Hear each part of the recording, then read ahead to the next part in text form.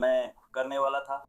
पूरा परिवार मारने की कोशिश कर रहा था। डरावने इकबाले जुर्म से। मेरी माँ 3 हफ्ते से फ्रीजर में है क्योंकि मैं उन्हें ऐसे काट नहीं सका। मेरे दिमाग में बस यही था कि मैं इस घर के हर किसी को मार दूंगा, क्योंकि इस घर में हर किसी के मरने की वजह है। झुंझला देने वाले इनकारों तक। हड्डियों की बीमारी क्या है? क्या ये ऑस्टियोजेनेसिस इम्परफेक्टिव है? उन्होंने मुझे कभी कोई नाम नहीं बताया। ठीक है। वे बस कहते हैं कि ये एक दुर्लभ हड्डी की बीमारी है। ठीक है। क्या आपके पास उसे मरा हुआ देखना चाहने की कोई वजह है? नहीं। मैं बहुत कुछ महसूस करती हूँ क्योंकि मैं खुद को शहर के बीचों बीच फंसा हुआ महसूस करती हूँ। बॉडी वॉर्न कैमरों और पूछताछ की रिकॉर्डिंग की मदद से हम 5 ऐसे मामलों को समझ रहे हैं जहां मां, बेटे, रूममेट्स, यहां तक कि पूरी तरह अजनबी भी कथित तौर पर ठंडे खून के हत्यारे बन गए। अगर हम सोच रहे हैं कि क्या हम सबको कमरे से बाहर निकाल सकते हैं? लॉ इन क्राइम में आपका स्वागत है। जैसा कि हम कथित हत्यारों के पकड़े जाने की बात कर रहे हैं, हम न्यू मैक्सिको से शुरू करेंगे, जहां जांचकर्ता एक व्यक्ति की हत्या सुलझाने के लिए दृढ़ थे, चाहे इसमें उन्हें सालों लग जाएं। अधिकारियों ने 4 अप्रैल 2023 को दोपहर 1 बजे अल्बुकर्की के एक अपार्टमेंट पर पहली बार पहुंचे थे। एक व्यक्ति अपने 60 वर्षीय पिता लैरी नॉरवर्थ से संपर्क न होने पर उनकी खबर लेने आया। दुर्भाग्यवश उसने अपने पिता को बाथरूम की फर्श पर मृत पाया। मेरे पापा का टेलीफोन चालू है पिछले कुछ दिनों से। मैं इसे ऐसे नहीं बनाना चाहता।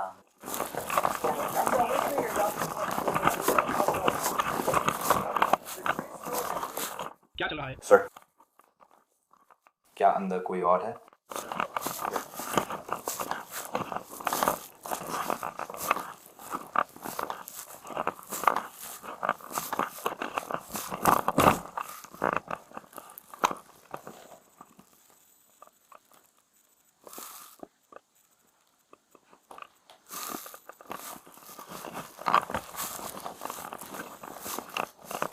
जवाब देने वाले आप कौन हैं?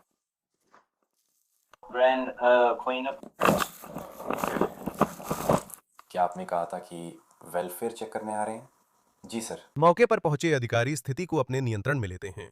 वे यह पता लगाने की कोशिश करते हैं कि यह एक दुर्घटना थी या जिसे अनअटेंडेड डेथ कहा जाता है, या इसमें किसी आपराधिक कृत्य का हाथ था। और तभी उन्हें पता चलता है कि लैरी ने अपनी कार चोरी होने की रिपोर्ट की थी, जिसे कथित तौर पर एक युवा महिला ने ले लिया था जो उसके साथ रह रही थी, जिसका नाम जैस्मिन ट्रूहियो था। और पता चलता है कि लैरी के बेटे ने अभी अभी उस एसयूवी के अंदर एक आदमी और एक औरत को देखा था। लेकिन वह कहता है कि जैसे ही उन्होंने उन्हें देखा, वे तेजी से वहां से निकल गए।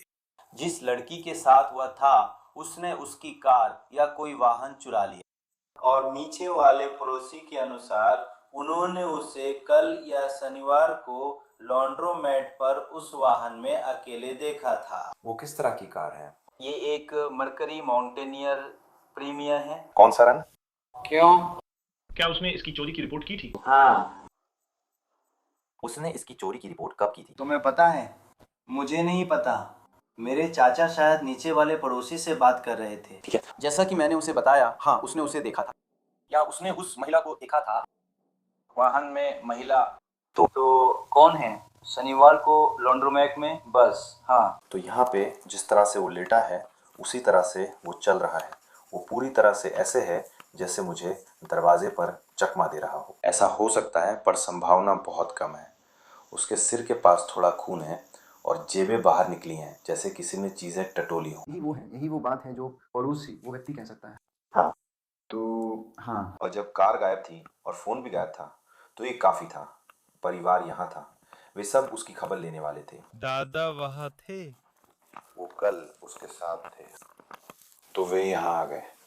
जिस तरह से वो बाथरूम में लेटा है वो अपनी पीठ के बल सीधा लेटा हुआ है, जैसे अगर वो गिर पड़ा हो तो वो हिल भी नहीं सकता था। उसकी कार शायद उसकी एक्स गर्लफ्रेंड ने चुरा ली है और उसका फोन कहीं और लोकेट हो रहा है। उसकी जेबें बाहर निकली हैं जैसे किसी ने उसकी पैंट तलाशी हो। उसके शरीर पर चोट के निशान नहीं है, शायद वो खुद ही मरा और बाद में कोई उसका सामान ले गया। लेकिन ये बहुत अजीब है। हम इसे क्राइम सीन से दूर रख रहे हैं। अधिकारी अपार्टमेंट में दरवाजों पर दस्तक देकर पूछते हैं कि किसी ने कुछ संदिग्ध देखा है या नहीं। धन्यवाद। हाँ हाँ, मैं भी इसके बारे में चिंतित हूँ। मतलब मुझे नहीं पता, मतलब मुझे पूरा यकीन है कि जैस्मिन ने उसकी कार चुराई है। आप जानते हैं, मतलब मैं जानता हूँ। मतलब और असल में मैं उसे जानता हूँ क्योंकि वह नीचे रहती थी, वह ठीक उसके नीचे रहती थी। मतलब ठीक है। वह बहुत उदास है और किसी उदाहरण की तलाश में है। मैंने एक बहस और गोलियों की आवाज सुनी, मुझे ठीक से पता नहीं, मैं परेशान हूँ। तो लैरी, क्या आपने गोलियों की आवाज सुनी? हाँ, बाहर। हेलो, वो कौन सा दिन था? वो बहुत जल्दी कल सुबह थी, लेकिन सुबह के 3 बजे थे। नहीं, वो कल था, सुबह 3 बजे से पहले। हाँ, मैंने उसे कल देखा जब उसने मुझे सिगरेट दी थी। वही आखिरी बार था जब मैंने उसे देखा। शायद कल बहुत तरक्की की बात थी, मैं ऐसा था। लेकिन जैसे बेब, वह क्या है? क्या तुमने लैरी को देखा अभी तक? बेब, तुम दुकान कब गए थे? मुझे नहीं पता वो कितने बजे था। शायद वो 2 बजे के आसपास था, मुझे नहीं पता। जैसे सुबह के 2 बजे। वो आया और खिड़की पर दस्तक दी, हमें सिगरेट दी और उसने कहा कि वो जैस्मीन को ढूंढ रहा है और उसने कहा कि उसने उसे कहीं नहीं देखा। ठीक है, तुमने कहा जैस्मिन गोंजालेस जो उसके ठीक नीचे रहती थी? हाँ। हाँ, रहती थी। वहाँ माइकल रहता था जो उसका बॉयफ्रेंड है और अब जेल में है। लैरी के परिवार का कहना है कि वे उसका फोन ट्रैक कर रहे हैं और वो किसी दूसरी जगह दिख रहा है। मैं फोन आगे बढ़ा रही हूँ, कॉल लाइट है। क्या ये जैकेट है? हाँ, और अभी के लिए ये हमें यहाँ दिखा रहा है। ये मुझे यहाँ दिखा रहा है और ये दिखा रहा है कि उसका फोन यहाँ है। क्या कोई तरीका है कि हम किसी को बुला सकें ताकि वह आकर देख सके, क्योंकि कार वहाँ नहीं है? क्या कोई तरीका है जिससे पता चले कि वो वहाँ लैरी का फोन लेकर है? माफ कीजिए, मैं उसे पहचान नहीं पाया। हेलो। हाँ, ये बस यहाँ से थोड़ा दक्षिण में है। मैं पहले ही वहाँ से होकर आ चुका हूँ। हाँ, वहाँ सिग्नल आ रहा था, सही है ना? लेकिन जब मैं यहाँ आ रहा था तभी मुझे लगा यार वो घर पर है, मैं जाकर उसका हालचाल देखता हूँ। सही है। जब मैं पहले से यहाँ था सब कुछ हो चुका था, पुलिस को भी पहले ही फ़ोन कर दिया था। मैंने उसे खोला, देखा और फिर दोबारा खोला। मैंने सोचा रुको, अब ये यहाँ है। तो ये हमें यहीं दिखाता है और फिर यहाँ पर? ये पेंसिल्वेनिया पर है, तो हम उसका फोन ले सकते हैं। मेरा मतलब है, मुझे यकीन है उसमें और भी जानकारी होगी। हाँ, अफसर भी कार में यही देख रहे हैं, क्योंकि वो बोले जेरमी ने बताया जैस्मिन ने उसे लिया। वो लड़की का नाम है। क्या उसने सच में इसकी चोरी की रिपोर्ट पुलिस में कराई थी? उसने अपने कजिन को रविवार को बताया कि उसने इसकी चोरी की रिपोर्ट दर्ज करवाई थी।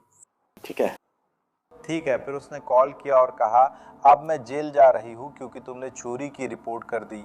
लेकिन मुझे पक्का है उसने उसे बताया था, सही है? वो आज मेरे घर आई और बोली मुझे तुम्हारे पापा की चिंता है, आखिरी बार रविवार को बात हुई थी। हमें कल इसलिए जाना था क्योंकि उनके पास गाड़ी नहीं थी और वो किराया व अन्य चीजें जमा कर सकें। उसे उनकी ओर से कोई खबर भी नहीं मिली थी। ठीक है, उन्होंने मुझे ये भेजा और कहा अगर मेरे साथ कुछ हो जाए। ये जैस्मिन है? क्या आपने वहाँ सप्लीमेंटल दे दिया? मैंने वो जेरेमी को दिया, शायद उसने आगे दे दिया। सिर्फ एहतियात में इसे लिख लो। उसका नाम जैस्मिन है। त्रुजलो और उसका बॉयफ्रेंड जो नीचे रहता था वो जेल चला गया और इसी वजह से वो वहां और नहीं रह सकती थी। इसीलिए वो यहाँ रहने लगी और मेरे उस 60 साल के आदमी के साथ सोने लगी। मुझे ईमानदारी से कहना है, अगर आपके पास क्रेडिट कार्ड का कर्ज या कोई और कर्ज है, तो ये रोज पैसे का नुकसान करता है। सबसे डरावनी बात क्या है, जानते हैं? न्यूनतम भुगतान आपको कर्ज से निकालने के लिए नहीं, बल्कि सालों तक फंसाए रखने के लिए बनाए जाते हैं। यह पीडीएस डेट, हमारा प्रायोजक, आपको नियंत्रण वापस दिलाने में मदद कर सकता है। मेरा मतलब क्या है? अगर आप क्रेडिट कार्ड, पर्सनल लोन या मेडिकल बिल्स से परेशान हैं, तो पीडीएस डेट के कस्टम प्लान आपकी देनदारी कम करने और कुछ मामलों में उसे आधा तक घटाने, साथ ही कर्ज जल्दी चुकाने में मदद कर सकते हैं। वे आपको सभी भुगतानों को एक कम मासिक राशि में समेटने में मदद करते हैं, जिसमें न्यूनतम क्रेडिट स्कोर की जरूरत नहीं होती। वे ये कैसे करते हैं? पीडीएस डेप्ट एआई और डेटा से नंबरों से आगे जाकर आपकी स्थिति के अनुसार पर्सनलाइज्ड सॉल्यूशंस देता है। उन्होंने लाखों लोगों को कर्ज से निकालने में मदद की है, जिसे उनके बेटर बिजनेस ब्यूरो की A+ रेटिंग भी दर्शाती है। हर महीने आपको ज्यादा खर्च करना होगा, यही सच है। तो अगर आप कड़ी मेहनत कर रहे हैं लेकिन फिर भी पीछे छूट रहे हैं, तो यही समय है कुछ करने का। आज ही pdsdebt.com/pdsdebt.com/sidebar पर अपनी 30 सेकंड की मुफ्त व्यक्तिगत मूल्यांकन प्राप्त करें। तो पुलिस कर्मियों में से एक फोन पर अपने सुपरवाइजर से बात करता है और अब तक जो जानकारी है वो उन्हें बताता है। तो ये 58 नंबर वाला थोड़ा K31 जैसा है, वो फर्श के बीचों बीच लेटा हुआ है, उसकी सारी जेबें बाहर की तरफ निकली हुई हैं और उसका फ़ोन गायब है और किसी दूसरी जगह पर पिंग कर रहा है। उसने कार चोरी की रिपोर्ट की और परिवार को मैसेज भेजा कि अगर मुझे कुछ हो जाए तो इसकी जिम्मेदार यही लड़की होगी। क्या आप लोग, मैं सोच रहा था कि क्या आप लोग उस जगह से होकर जा सकते हैं जहां फ़ोन पिंग कर रहा है और देख सकते हैं कि कार मिलती है या नहीं। इस समय परिवार ने जांचकर्ताओं को पार्किंग में और जानकारी दी और वे लोग बस समझने की कोशिश कर रहे हैं कि लैरी अब नहीं है। लड़की ने कहा कि उसकी कार चुरा ली और धोखा दिया, जबकि मैंने बार-बार बताया कि मेरे पास आपके ईयरबड्स नहीं हैं। मैंने बैंक को कॉल किया, इससे टीजे परेशान था, वे रिपोर्ट बनाने के लिए कमीशन भेजेंगे। उन्होंने कहा कि आखिरी बार शनिवार को हुआ था, किसी ने उनमें से 18 में से $500 निकाल लिए थे। ठीक है। और फिर वो रुक गया। रिजर्व में या कुछ ऐसा ही कुछ। और लेकिन फिर ये कई बार कोशिश हुई थी। उन्होंने कहा कि वो अब भी शनिवार को कोशिश कर रहा है। और हाँ, क्या उन्होंने आपको नहीं बताया? वे एक रिपोर्ट भेज रहे हैं। मुझे नहीं पता था कि उन्होंने आपको बताया या नहीं, और फिर कहा कि वे इसे भी भेज देंगे। वो जमीन पर इसी तरह पड़ा हुआ था, है ना? उसके मुंह पर वो नेबुलाइजर लगा हुआ था। समझ रहे हो मेरी बात? और जैसे कुछ भी नहीं था। नहीं। एक बार जब हम, तो क्या आपने उसे हिलाया था? नहीं। ठीक है। तुम घूमो, लेकिन तुम घूमो। मैं अंदर गया, बस मैं अंदर गया और मैंने वो चीज़ देखी और मैं चिल्लाने लगा और मैंने उसका पैर पकड़ा और उसे हिलाया। वो लॉक था और जैसे ही मैंने अचानक उसे पकड़ा, उठाया, ऐसा लगा बैंग नहीं। सिर्फ नेबुलाइजर बंद किया गया था बस। ठीक है। बस, और जैसा कि मैंने कहा, मैंने उसकी टांग को छुआ और उसकी टांग पकड़ ली और आप जानते हैं वो फंसी हुई थी लेकिन सख्त थी और फिर मैंने उसे लॉक कर दिया और मुझे तो ये भी नहीं पता कि मैंने ये बहुत ज़्यादा कर दिया। आपने किया। सिर्फ तार छुई गई थी, बाकी कुछ नहीं। मैंने उसे दीवार से अनप्लग किया। किसी ने कहा था उसके सिर के ऊपर कोई लाइट थी। क्या आपने ऐसा देखा? मैंने फर्श पर कुछ देखा था, मुझे नहीं पता वो क्या है, लेकिन मैंने नहीं देखा कि वो कहीं हिला हो। तो जैसा कि मैंने कहा, मैं तब तक कुछ और नहीं कर सकती जब तक वे यहाँ नहीं आ जाते। मैं उन्हें नहीं हिला सकती क्योंकि उन्हें पहले अपनी तस्वीरें लेनी है, उसके बाद ही हम यहाँ कुछ भी बदल सकते हैं। तो दुर्भाग्यवश हमें बस इंतजार करना होगा जब तक वे यहाँ नहीं आ जाते। अधिकारियों ने रेडियो पर एक और स्क्वाड कार को लैरी के फोन की पिंग वाली जगह जांचने बुलाया, लेकिन वहां न फोन मिला न लैरी की कार। बाद में एसयू एक और जगह पर लावारिस हालत में मिली। उसके साथ ही लैरी के बैंक कार्ड भी मिले। परिवार और पड़ोसियों के मुताबिक ट्रुजिलो पहले इसी कॉम्प्लेक्स के दूसरे अपार्टमेंट में रहते थे, लेकिन उन्हें वहां से निकाल दिया गया। जब उनके पास ठिकाना नहीं था, वो लैरी के पास मदद के लिए गईं और उन्होंने उन्हें अपने साथ रहने दिया। आप जानते हैं, ये एक दयालु फैसला था जिसके घातक परिणाम होने वाले थे। अल्बुकर्क जर्नल की रिपोर्टिंग के अनुसार मेडिकल एग्जामिनर के ऑफिस ने शुरू में इस मामले को एक अनअटेंडेड डेथ करार दिया था, लेकिन बाद में अपनी रिपोर्ट में बदलाव करते हुए इसे छाती पर तेज चोट के कारण हत्या बताया। लैरी के एक पड़ोसी ने पुलिस को अहम जानकारी दी।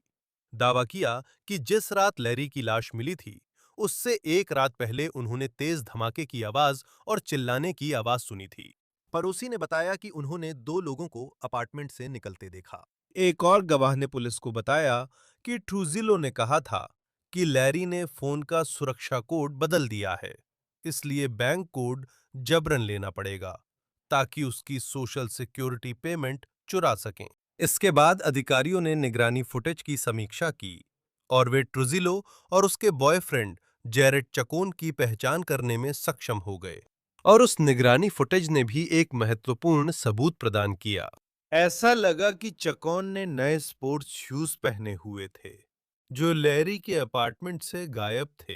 कुछ महीनों बाद पुलिस ने ट्रुजिलो को संदिग्ध मानकर हिरासत में लेकर पूछताछ की। ठीक है, तो मैं आपसे लैरी के साथ आपके रिश्ते और आपके पास पारे के बारे में कुछ सवाल पूछने हैं। मैं घोड़ा दी हूँ। वो मेरा पड़ोसी था, ठीक है। तुम बाई और क्यों नहीं आते? मैं बस मैं कुछ देर उसके साथ रही, फिर चली गई।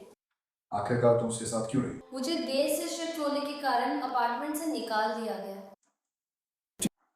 तो उसने मुझे अकेला क्यों छोड़ा? वो एमबीसी में था और फिर मैं उसके घर पे उसके साथ रह रही थी। तो ठीक है, आप लैरी के साथ कितने समय रहे? करीब 2 हफ्ते बाद आखिरकार मैं चली गई और सामान ले लिया साथ में। ठीक है, तो क्या आपने कुछ आजमाया है? मैं बस कुछ चीजें साफ करने जा रहा हूँ। ठीक है। तो आखिरी बार आपने लैरी को कब देखा था? मैंने उसे इस विला में आने से करीब 2 हफ्ते पहले देखा था। समझ गया मैं क्या कहना चाहता हूँ? नहीं, मैं नहीं समझी। आखिरी बार कब था जब आपने ये कमाया? जैसे 2 हफ्ते पहले अपनी पहली नीचे दी। नहीं पता वो क्या था। नहीं। वीडियो से लगता है ट्रुजिलो की तबीयत ठीक नहीं थी और वो नशा छोड़ने के कारण होने वाले लक्षणों से गुजर रहा था। तो जब डिटेक्टिव ने उससे लैरी की मौत और उसके अपार्टमेंट से गायब हुई चीजों के बारे में पूछा तो वो थोड़ी बचाव में थी और ऐसा लग रहा था कि वो सारा दोष अपने बॉयफ्रेंड पर डालने की कोशिश कर रही थी। अब इंटरव्यू के कुछ अंश यहाँ हैं। तो जाहिर है लैरी ने उसका कूड़ा ढूंढ लिया था और फिर उसने अपनी गाड़ी लेकर इधर उधर घूमना शुरू कर दिया। हाँ। मैंने लैरी के फ़ोन पर उसका सर्च किया। वो पूछ रहा था मेरी कार कहाँ है। आपने जवाब दिया मैं वापस ले आऊँगा। पुलिस ने रोक लिया था। छोटा सा ना, मैं कह रहा हूँ आपके पास बहाने ही बहाने थे, लेकिन आपने कभी कार वापस नहीं की। मैंने किया था। आखिर में मैंने इसके बारे में सोचा और मुझे बाहर जाना पड़ा। ठीक है, मैंने एक वीडियो देखा जिसमें वो गाड़ी 3 अप्रैल को वापस आती हुई दिख रही थी और वो सुबह करीब 3:30 बजे था। ठीक है। कुछ पड़ोसियों ने बताया कि इन्होंने उस रात लैरी के अपार्टमेंट से संघर्ष की आवाजें सुनी थी। करीब 3:30 बजे सुबह उन्होंने कहा कि रुक जाओ रुक जाओ रुक जाओ। चीजें गिर रही थी, चीजों पर दस्तक हो रही थी, इधर उधर टकरा रही थी। कुछ पड़ोसियों ने बताया कि उन्होंने आपको एक पुरुष के साथ अपार्टमेंट से निकलते देखा। मैंने उन्हें उस सुबह नहीं देखा था। और फिर अगले दिन किसी ने कहा कि वही आदमी लैरी की कार में वापस आया, उसके अपार्टमेंट से सामान लिया और फिर चला गया। नहीं। पड़ोसियों ने 30 अप्रैल को सुबह करीब 3 या 4 बजे देखना शुरू किया और अगले दिन तुम्हें वह उस आदमी को लैरी के जूते पहनकर जाते देखा। अगले दिन लैरी अपने अपार्टमेंट में मृत मिले। मुझे उसके बारे में नहीं पता। उस रात अपार्टमेंट में क्या हुआ? मुझे नहीं पता, मैं अपार्टमेंट में नहीं थी। ठीक है, क्योंकि हमारे पास कई पड़ोसी हैं जो कह रहे हैं कि वो आप थे और जो भी वो डील है। नहीं, वो मैं नहीं थी। लोग कह रहे थे कि लैरी की कार लेडी थी और कोई उसके कमरे में उसे परेशान कर रहा था। पड़ोसियों ने वहाँ तुम्हें और एक आदमी को देखा। मैं वहाँ ऊपर नहीं थी। वैसे मैंने वहाँ जाने की कोशिश की थी, मैं वहाँ ऊपर नहीं थी। मतलब और कौन लैरी की कार चला रहा है, उसके अपार्टमेंट जा रहा है? मुझे नहीं पता। क्या आपने उसे लैरी के अपार्टमेंट की चाबी दी थी? ठीक है, उसने कहा अरे नहीं, मैंने उसे लैरी के अपार्टमेंट की चाबी नहीं दी थी। मेरे पास लैरी के अपार्टमेंट की चाबी नहीं थी।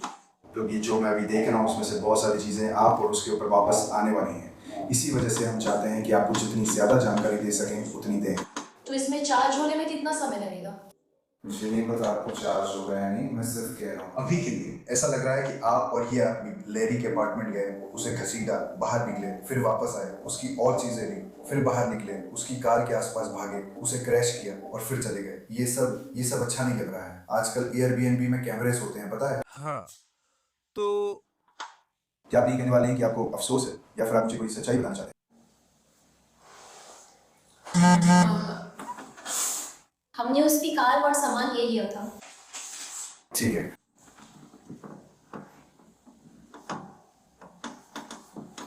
अच्छी बात यह है कि वो मर चुका है। अब कोई उस पर कार लेने का आरोप नहीं लगाएगा। तो उसने अपनी कार ली और फिर उन्होंने कहा जारेड ने मुझे उसकी माफी का छोड़ा, पर मुझे नहीं पता वो क्या करने गया। लेकिन हमें कैसे पता चलेगा कि वो कौन सा दिन था जब उसने तुम्हें छोड़ा था? मुझे याद नहीं, बहुत समय हो गया है। जैसे मैंने तुम्हें बताया, बहुत समय हो गया है। तुमने मुझे नहीं बताया, तो मुझे बातें नहीं बताती थी। क्या तुमने कहा था मैं इस बुरे आदमी को जानती हूँ, मेरे पास उसका नंबर है और उसके पास बहुत सारा सामान है? नहीं, क्योंकि तुम्हारे पास भी लैरी के अपार्टमेंट की पहुंच थी। लेकिन मेरे पास लैरी की चाबियां नहीं थी। मैं आपको यही बता रही हूँ, मेरे पास लैरी की चाबियां नहीं थी। तुमने उसकी चाबियां उसे कब बताई? मैंने 2 तारीख को तुम्हारी कीज लौटाने की कोशिश की थी। तो जिसने भी लैरी के साथ ये किया उसे प्राकृतिक रूप से मरने देना पड़ा। बाकी सब कुछ अपार्टमेंट में बहुत संदिग्ध था। कई बातें हैं जो मैं नहीं बता सकता। मैं नहीं बता सकता क्योंकि ये सुराग है, लेकिन काम बहुत खराब हुआ। कोई भी देख सकता है कि ये आदमी प्राकृतिक मौत से नहीं हुआ। हमने उसे मार कर छुपा दिया ताकि ये प्राकृतिक मौत लगे। यही है। तो हमें उसी के लिए दोषी ठहराया जाएगा? आज नहीं, इस वक्त नहीं। मेरा मतलब है यहाँ सब कुछ ऐसा ही दिखता है जैसे तुम किसी आदमी को लैरी के अपार्टमेंट में मारने के लिए ले गए। ऐसा ही लग रहा है।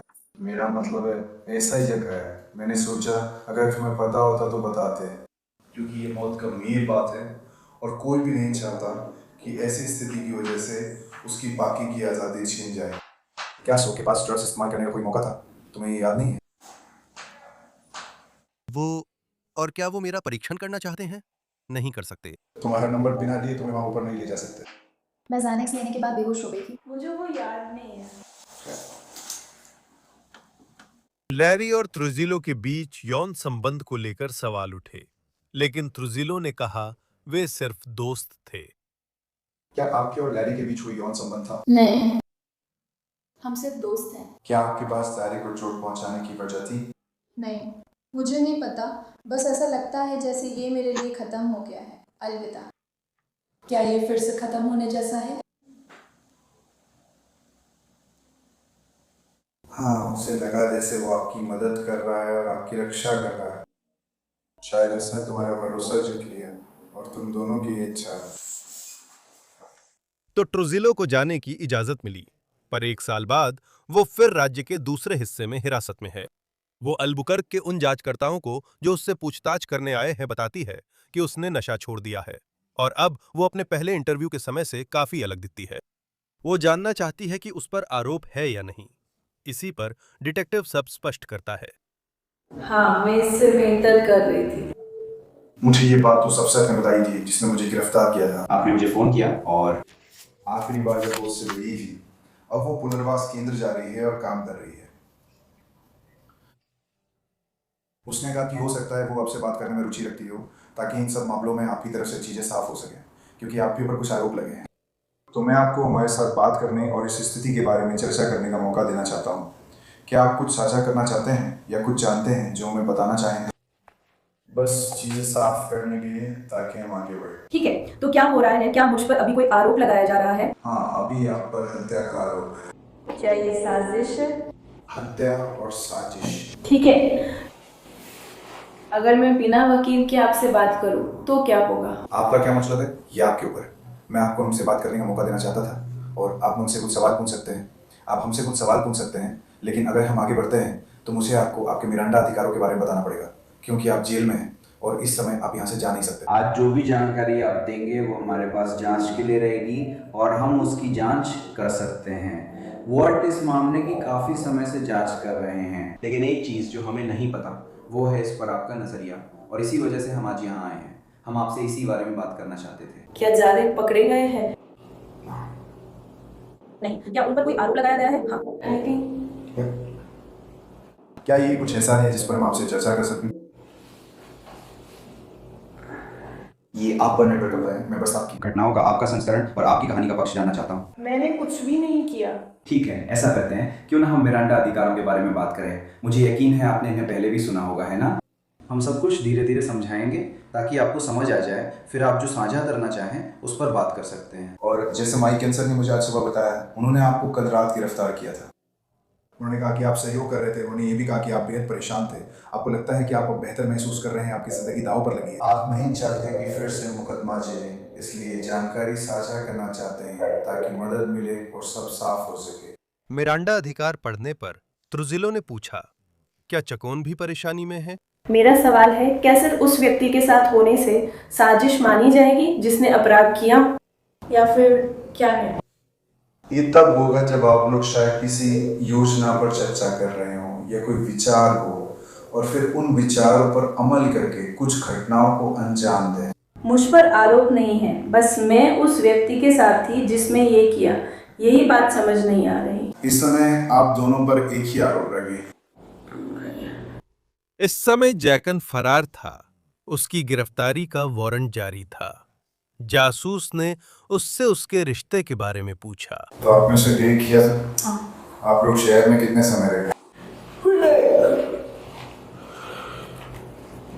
2 महीने। वो बहुत प्रताड़ित करता था। हाँ, मुझे याद है कि हम एक को मिस कर रहे। तो आप दोनों ने 2 महीने डेट किया। क्या आप उसकी माँ के घर उसके साथ हैं? हाँ। क्या आप दोनों की बनती थी? पैसे ना होने पर वो बच्चा आ जाता था। मैंने खुद को घर से निकालने की कोशिश की और उसने मुझे मारने की कोशिश की। लेकिन जब ट्रुजिलो लैरी के बारे में बात करती हैं, तो वो उन्हें प्यार से याद करती हैं। मुझे अच्छा लगता है कि तुमने ऐसे कहा। हाँ, मैं वहां नहीं रहना चाहता था। मैं ये सुनना नहीं चाहता। मुझे पता भी नहीं तुम किस बारे में बात कर रहे हो। तो तुम लैरी से प्यार करते हो? तुम्हें पता है वो ऐसा था। हे भगवान, तुमने उसका ख्याल रखा? जब कोई और मुझे अपने पास रखने को तैयार नहीं था, उसने मुझे अपने पास रखा। तुम्हें घर से निकाल दिया गया और तुम लैरी के साथ घूमने लगे? हाँ। तुम उसके साथ कितने समय तक रहे? 1 महीने तक। करीब 1 महीने तक। हाँ। तुम दोनों का रिश्ता कैसे है? अच्छा है। वो मेरे लिए पापा जैसे थे और मेरी देखभाल करते थे। हम एक दूसरे के लिए डिनर बनाते और साथ में डेक्स्टर शो देखते थे। बेन ने भी देखा है। और फिर हमने देखने के लिए गए थे। अमेरिकन हॉरर स्टोरीज बिताया, एक साथ समय बिताया। हाँ।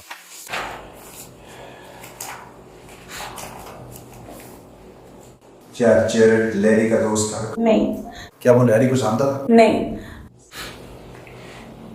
लैरी ने मुझे अपनी कार उधार दी थी और मुझे नहीं पता कि आपको पता है या नहीं, इसमें वापस आने में थोड़ा समय लगा। मुझे डर था उसे बताने में कि जारे के पास कार थी और जब उसने उसे लौटाया तो कार उससे ले ली गई थी। ट्रुजिलो बिना वकील के डिटेक्टिव से बात करने में हिचकिचाती हैं, लेकिन वो वकील की कभी खास तौर पर मांग नहीं करती। और ये घटना कैसे? मुझे नहीं पता कि उनसे वकील के साथ बात करूं या नहीं, लेकिन अगर बात करनी है तो मैं वकील के बिना ही करूंगी। मैं सिर्फ अपना नाम साफ करना चाहती हूँ क्योंकि मैंने कुछ गलत नहीं किया। मेरी नौकरी और सब कुछ ठीक है, मैं अच्छा कर रही हूँ। अब आप किस पर काम कर रहे हैं? मैं बात करूंगी, ठीक है? अपने बच्चों से मिलना और देखना मजेदार है। मैं परेशानी नहीं बनना चाहती। अब क्या वे स्कूल जा रहे हैं? हाँ। मेरी माँ उनकी कस्टडी में है। कितने? हाँ। ये अच्छा है।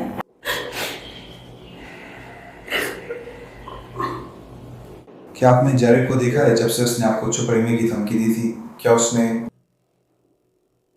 उसने धमकी दी कि इस बारे में बात मत करना वरना मार दूंगा, या कहा मैं तुम्हें इसलिए मारूंगा ताकि तुम ना बता सको? उसने कहा था कि उसी दिन मुझे मार देगा जिस दिन मैं आए और मुझे गिरफ्तार किया गया। मैंने अभी अभी अपने दोस्त से एक बाइक खरीदी थी और मेरे दोस्त ने मुझे उसे जल्दी से चलाने दिया। जाओ, हाँ, हमारे पास स्मोक शॉप है। जारेड चुपके से मेरे पास आया, मेरी बाइक लेकर कमरे में गया और बोला, मुझे अकेला छोड़ दो, मैं तुम्हें तुम्हारी बाइक वापस दे सकता हूँ ताकि तुम भी मुझे मेरी बाइक लौटा सको। और वो बोला, मैं तुम्हें तुम्हारी बाइक तब वापस दूंगा जब तुम मेरे साथ मेरे घर चलोगे, वो तुम्हें मत ही मिल जाएगी। मैंने कहा, मैं बेवकूफ़ नहीं हूँ, मुझे पता है तुम्हारे साथ गई तो वापस नहीं आ पाऊंगी। वहाँ एक पुलिस वाला गुजर रहा था। हम बहस कर रहे थे और मैंने कहा, अगर तुमने मुझे नहीं छोड़ा तो मैं तुम्हें फंसा दूंगी, और उसने मुझे छोड़ दिया।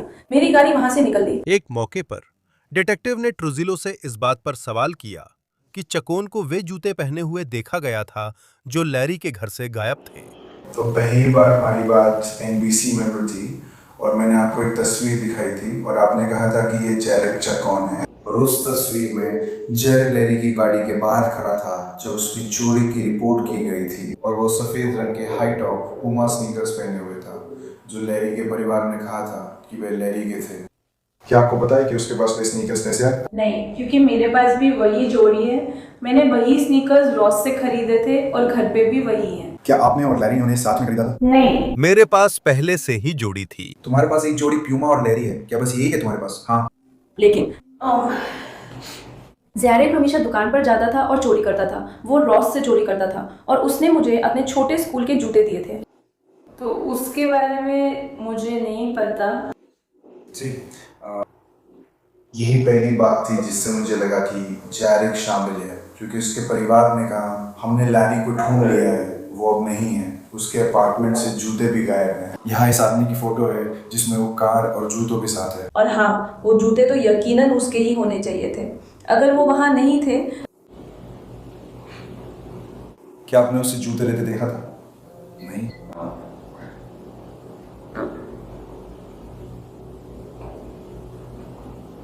और फिर मुझे याद है, मैं बस डर गई थी।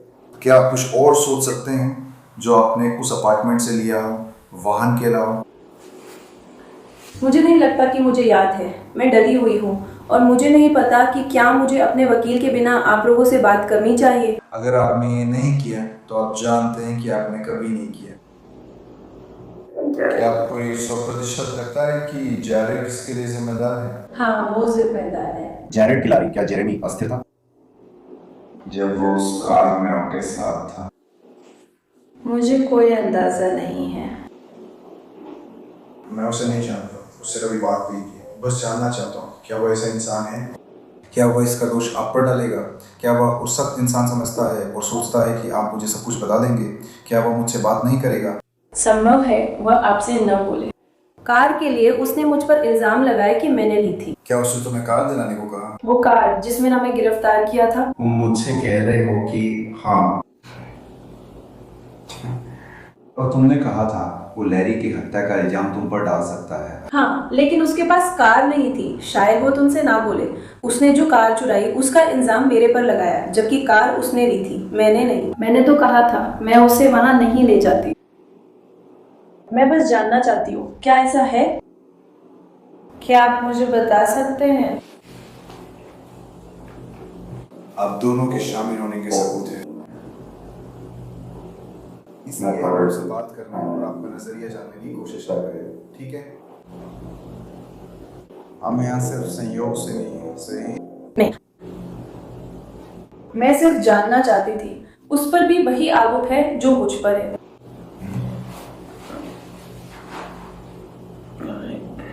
ठीक है, हम यहाँ थोड़ा रुकेंगे। मैं पूछूंगा क्या तुम्हारे लिए कार्ड छोड़ सकता हूँ? तुम्हारे पास हमारी जानकारी है ताकि जरूरत पर संपर्क कर सको, ठीक है? ट्रुजिलो ने आखिरकार सेकंड डिग्री मर्डर की साजिश, गंभीर सेंधमारी और गंभीर सेंधमारी की साजिश के आरोप में दोषी मानने की याचिका दायर की। ये न्यू मैक्सिको कोर्ट रिकॉर्ड्स के अनुसार है। उन्हें 25 साल की जेल हुई थी। चाकोन को 2025 में एक अन्य अपराध के लिए उसी अपार्टमेंट से कुछ ब्लॉक दूर गिरफ्तार किया गया, जहां उसने कथित रूप से डकैती में लैरी की हत्या की थी। उस पर ट्रुजिलो जैसे आरोप लगे। साथ ही सबूतों से छेड़छाड़ का एक और आरोप भी जोड़ा गया। अब उसका मामला इस साल के अंत में ट्रायल पर जा सकता है। अगला मामला ओहायो से है। पुलिस को हत्या के संदिग्ध की तलाश नहीं करनी पड़ी, क्योंकि वो खुद पेट्रोल कार के पास आकर कबूल नाम कर गया। 13 जनवरी 2023 क्लीवलैंड में मार्टिन म्यूनिज नाम का एक आदमी एक पेट्रोल कार के पास आता है और अंदर बैठे अधिकारियों से कहता है कि उसने अभी-अभी 5 लोगों के सिर में गोली मारी है और वे सभी उसके अपने परिवार के सदस्य हैं। मैं सच कह रहा हूँ, पागल नहीं हूँ। आप उस पते पर जाकर जांच सकते हैं। मैं चाहता हूँ कि आप पहले मुझे हथकड़ी लगा दें। ठीक है, मुझे जल्दी से गाड़ी रोकने दें। अपना कैमरा चालू करो।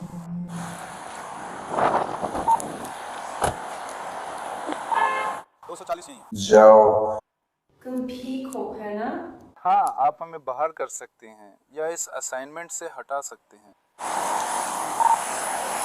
कोई गाड़ियाँ नहीं हैं। हमें 444 पर क्लार्क पर एक पुरुष के साथ बाहर भेजें। वह हमारे वाहन के पास आकर बोला कि उसने कुछ बुरा किया है और वो हमें मैपवेस्ट पर एक पता देने वाला है कि उसने क्या किया और वो कहाँ है।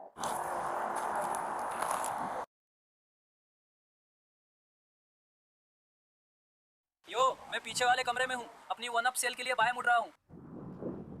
तो आप बॉबी को बता सकते हैं।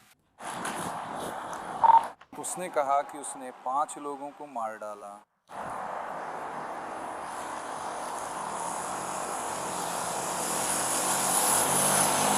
अरे तुम लोग पता लगा लोगे कि क्या चल रहा है।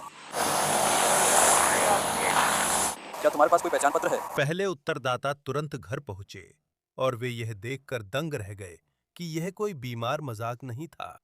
3 पीड़ितों को मौके पर ही मृत घोषित कर दिया गया। 16 वर्षीय जेडन बाइज, 35 वर्षीय एंजेलिक गोंजालेज और 70 वर्षीय मिगुएल गोंजालेज। अन्य 2 पीड़ित 48 वर्षीय एंथनी बूथ और उनकी 8 वर्षीय बेटी को अस्पताल ले जाया गया, लेकिन बूथ की चोटों के कारण मौत हो गई। उनकी छोटी बेटी चमत्कारिक रूप से बच गई, लेकिन सोचिए उसे आने वाले वर्षों तक किस तरह के मानसिक आघात से गुजरना पड़ेगा। भयानक अपराध। अब अधिकारियों ने पुष्टि की कि एंजेलिक म्यूनिस की बहन थी और मिगुएल उसके चाचा थे। एंथनी उसका बहनोई था और 16 वर्षीय जेडन उसका भांजा था।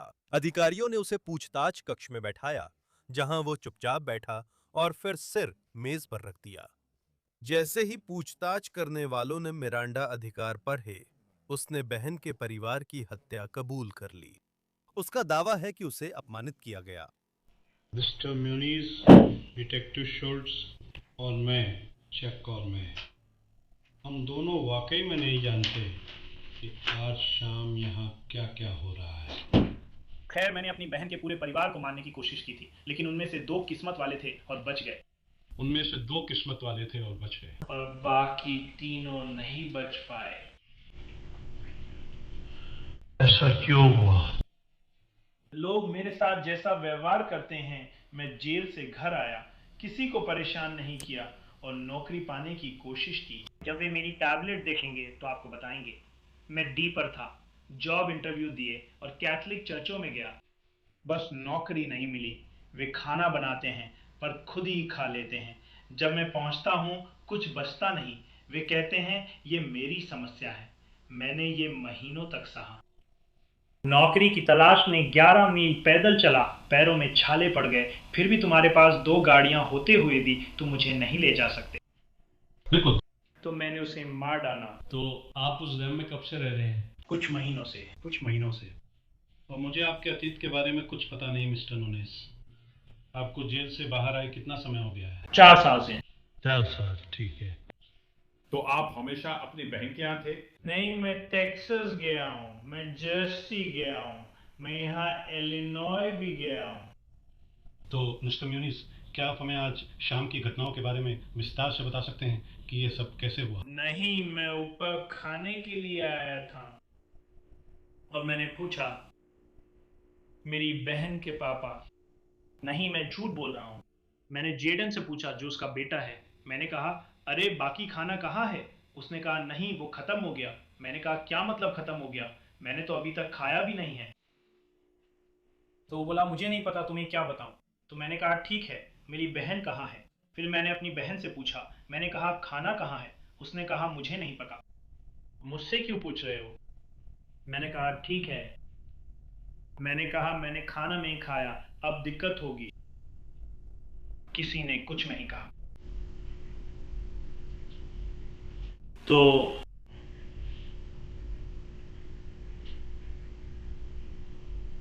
फिर मैं वहां गया। मुनीस जासूसों को बताता है कि उसने अपने परिवार के सदस्यों को कैसे गोली मारी, और यह सुनना बहुत ही परेशान करने वाला और डरावना है। तो क्या आपको याद है कि घर में कौन कौन था? मुझे याद है, मैं बहन के कमरे गया और पहले टोन को गोली मारी। आपने कहा टोन? हाँ, वो एंथनी है। क्या वो 16 साल का लड़का है? नहीं, वो काला लड़का है। मैंने उसे पहले गोली मारी थी। फिर? मेरी बहन के पति। ठीक है। और फिर मेरी बहन ने मेरी तरफ देखा, अपने हाथ ऊपर किए और मैंने उसे गोली मार दी। और फिर मैं कमरे से बाहर चला गया और मेरी भतीजी ने मुझसे पूछा, आप कैसे हैं? और मैं उसे गोली नहीं मारना चाहता था। मैं नहीं चाहता था कि वो मरे, इसलिए मैंने सिर में गोली नहीं मारी। जिस लड़के के सिर में मैंने गोली मारी, फिर मैं ऊपर गया और मैंने उसके चेहरे पर गोली मार दी। कौन? एंजल। और फिर मैं नीचे वापस आया और अपनी बहन के कमरे में वापस गया और मैंने टोनी को फिर से गोली मार दी। और फिर मैं अपनी बहन के पास गया और मैंने उसकी सिर के पीछे गोली मार दी। अब आपकी भतीजी, क्या उसे भी गोली मारी गई थी?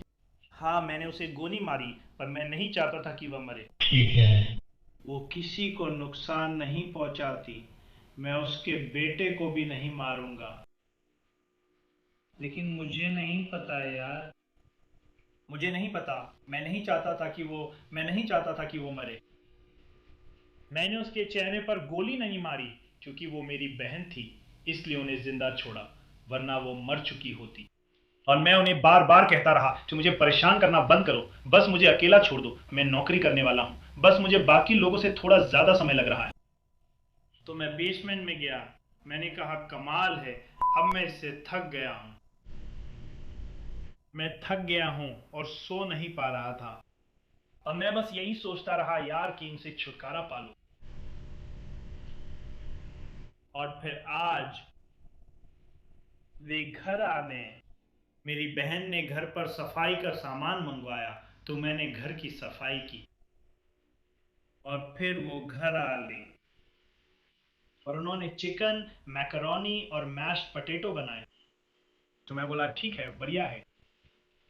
मैं बेसमेंट अपने बिस्तर पर गया और मेरे पैरों में दर्द हो रहा था क्योंकि मेरे पैरों में छाले पड़ गए थे।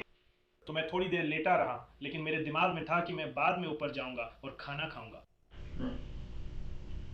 मैं ऊपर गया, खाना नहीं दिखा। सोच रहा था ये क्या, और बस वही आखिरी हथियार। मैंने कहा यार अब तो मैं गया, मैं इससे थक चुका हूँ, ये सब बकवास है। एक बार म्यूनीज ने सुझाव दिया कि उनके बहनोई म्यूनीज की भांजी के साथ छेड़छाड़ कर रहे थे, यानी उस आदमी की अपनी ही बेटी। तुम जानते हो, मैं कमरे में गया, उसका सिर कंबल के नीचे और हाथ ऊपर था। आखिर तुम कर क्या सकते हो, कंबल के नीचे क्यों हो? दरवाजा बंद है और कैमरे दूसरी दिशा में हैं ताकि वो न देख सके कि कोई उसके कमरे में आ रहा या जा रहा है। तुम क्या कर रहे हो? तुम्हारा तर्क है कि वो मेरी बेटी है। इसका क्या मतलब है? भाई, तुम्हारी बेटी 8 साल की है, उसे कंबल के नीचे साथ नहीं रखना चाहिए। उसे गले लगाओ, एक किस दो और कहो बाहर जाओ। उससे लिपट कर मत बैठो क्योंकि तुम्हारी पत्नी घर पर नहीं है। फिर तुम उसके साथ सोफे पर सोते हो और तुम्हारी पत्नी कमरे में सोती है। ऐसा कौन करता है? तो उसे जाना पड़ा।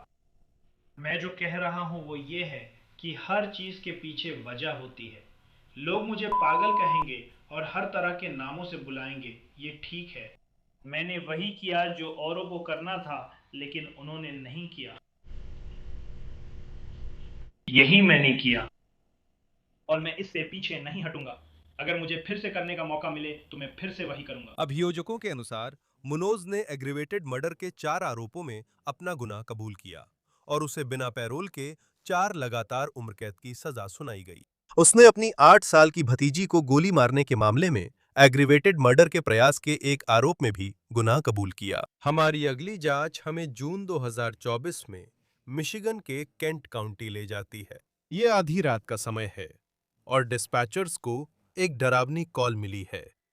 एक छोटी लड़की को अभी-अभी घर में चाकू मारा गया है। लगता है बेटी भी घायल है। अस्पताल। संभव है कि उसके पास चाकू हो। नाखून भी घायल है। 806 8069 सही है? ये सही है। इसे घुमाओ मत, इस पर कोई निशान नहीं है।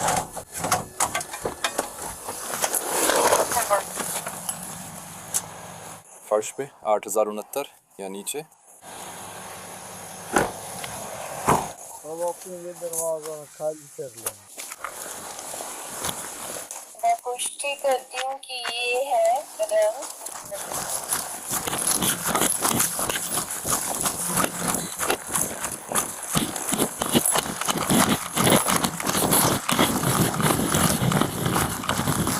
केंट काउंटी के डिप्टीज जब घर पहुंचे तो दृश्य बहुत भयानक था, जिसे हटा दिया गया है। हमें कोर्ट के दस्तावेजों से घटना की जानकारी मिली। एक होम सिक्योरिटी कैमरे ने एक आदमी को घर में घुसते और जूते, मोजे, पैंट उतारते हुए दिखाया। इसके बाद वह टी-शर्ट और अंडरवेयर में घर में घूमता है, फिर किचन का चाकू लेकर सीढ़ियों की ओर बढ़ता है। वह उसने लड़की को उसकी दोस्त के साथ स्लीप ओवर करते देखा। क्या आप लोगों को कहीं से अंदर आने का कोई रास्ता मिला? कोई टूटा हुआ कांच वगैरह? मुझे लगता है वो सामने से आया।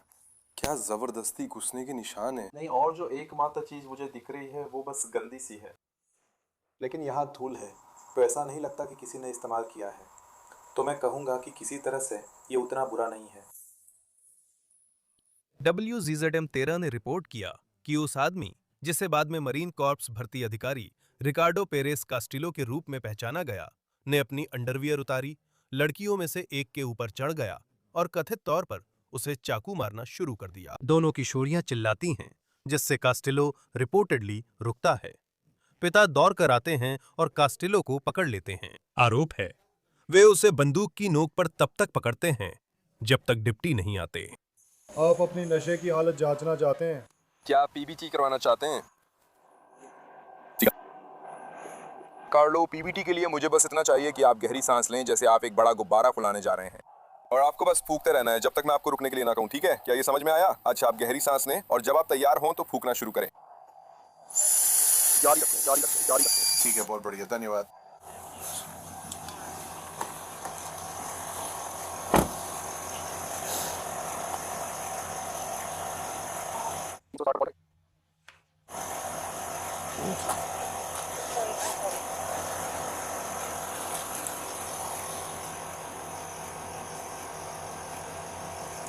क्या आप मुझे बता सकते हैं कि हम कितनी देर से यहाँ हैं? अरे 1 2 5 पर। जैसे ही डिप्टीज कास्टिलो से बात करते हैं, वो मानो ये स्वीकार करता है कि मरीन के लिए भर्ती करने वाले के रूप में उसका करियर अब खत्म हो गया है। तो मेरे पास एक सवाल है सर, पूरी प्रक्रिया क्या है? मुझे पता है कि मैं दोषी हूँ और इससे फर्क नहीं पड़ता कि मैं क्या करता हूँ। मुझे पता है कि मैं जो कर चुका हूँ उसमें मैं दोषी हूँ। ठीक है, जैसा कि मैंने कहा, मैं चाहता हूँ कि इसे अभी संभाल लें, इससे पहले कि बहुत देर हो जाए। मुझे पता है कि बच्चों को शायद जल्दी घर जाना है, लेकिन हम इसका ध्यान रखेंगे। हम इसे जल्दी निपटा देंगे और फिर मैं आपके साथ बैठकर बात करूंगा। हम बस बात करेंगे, आज रात की घटनाओं के बारे में एक सौहार्दपूर्ण बातचीत करेंगे, ठीक है? और फिर मैं आपको आगे की प्रक्रिया के बारे में बता दूंगा, ठीक है? ठीक है, तो सबसे पहले मैं आपका सामान्य फोटो लेना चाहती हूँ और फिर हम कुछ खास फोटो लेंगे, जैसे कि यहाँ क्या है। देखिए, जैसे आपके पैर पे जो है उसी तरह का। वो क्या है? मुझे नहीं पता, ये बस घास है। ठीक है, अच्छा। क्या आपको कहीं चोट लगी है?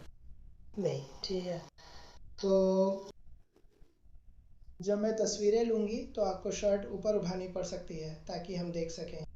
ये दर्ज करना कि आपको कोई चोट नहीं है, इसी तरह की चीज़ें, ठीक है? और फिर जब तस्वीरें हो जाएंगी तो हम आपके मुंह से एक बक्कन स्वैब लेंगे, एक लिंग का स्वैब लेंगे, और फिर हम आपके ऊपर जो ये खून के धब्बे हैं उन्हें स्वैब करेंगे, ठीक है? समझी? जी सर, ठीक है। फोरेंसिक जांच होती है। डिप्टीज कास्टिलो को अधिकार पढ़कर सुनाते हैं। अब वे सीधे मुद्दे पर आते हैं। आखिर वह वहां कैसे पहुंचा? मुझे याद है, मैं घर के अंदर जा रहा था।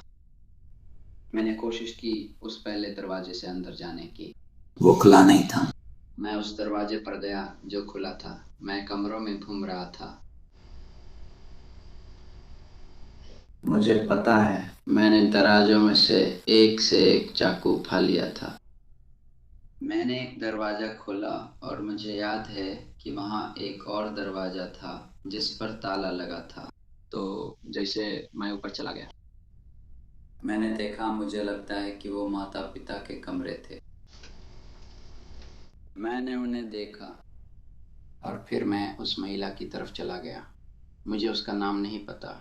सच कहूँ तो मुझे उसका परिवार भी नहीं पता। और तभी मैंने वही किया जो मैंने किया,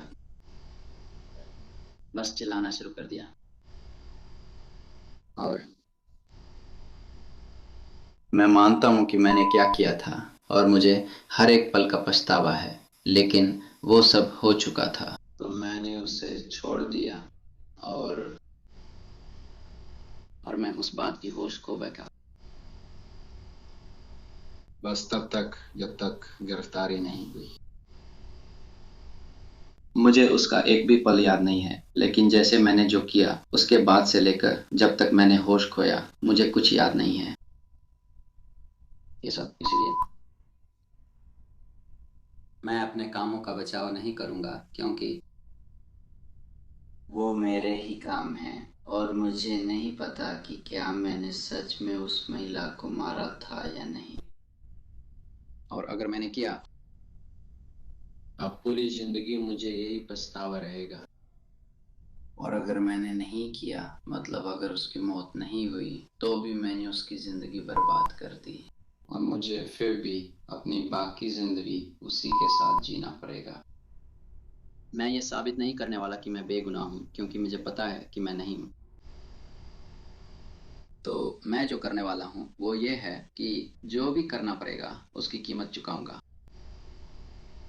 जो भी सजा मिलेगी मैं भुगतूंगा। मैं ईमानदारी से बात कर रहा हूँ सर, क्योंकि सिर्फ मैंने ही नहीं किया। सच कहूँ तो ये कोई गलती नहीं है, ये ऐसा नहीं है जिसे मैं बस कह दूँ। मैं इसे सही ठहरा सकता हूँ। तो मुझे फ़र्क नहीं पड़ता, चाहे कोई अदालत हो, मुझे फ़र्क नहीं पड़ता। जैसे अगर पूरी प्रक्रिया हो, मैं जो भी करना पड़ेगा वो करूँगा। क्योंकि कभी भी फ़र्क नहीं पड़ता मैं अपनी बाकी ज़िंदगी में कितना भी काम कर लूँ, ये कभी भी उस घटिया चीज़ को सही नहीं ठहरा सकता जो मैंने की थी। पूछताछ में कास्टिलो ने माना कि हमला बिना कारण किया गया। उसने एक घर चुना था और उसकी योजनाएं सिर्फ एक व्यक्ति को चोट पहुंचाने से कहीं ज्यादा थीं। फिर से चेतावनी देता हूं, जो वो कहने वाला है वो बहुत परेशान करने वाला है। तो आपने अपना हाथ अपने मुंह में डाल लिया और आप देखते हैं वो आपको चाकू मार रहा है। आप अभी कहाँ से आ रहे थे? गर्दन पे वार करने की कोशिश करता हूँ। ठीक है, गर्दन से ही क्यों शुरू करते हो? पूरा कारण यही था, क्योंकि मेरे दिमाग में वह छिपाने का सबसे आसान तरीका था। बस वही था, ठीक है। सबसे खास वजह मुझे पसंद है।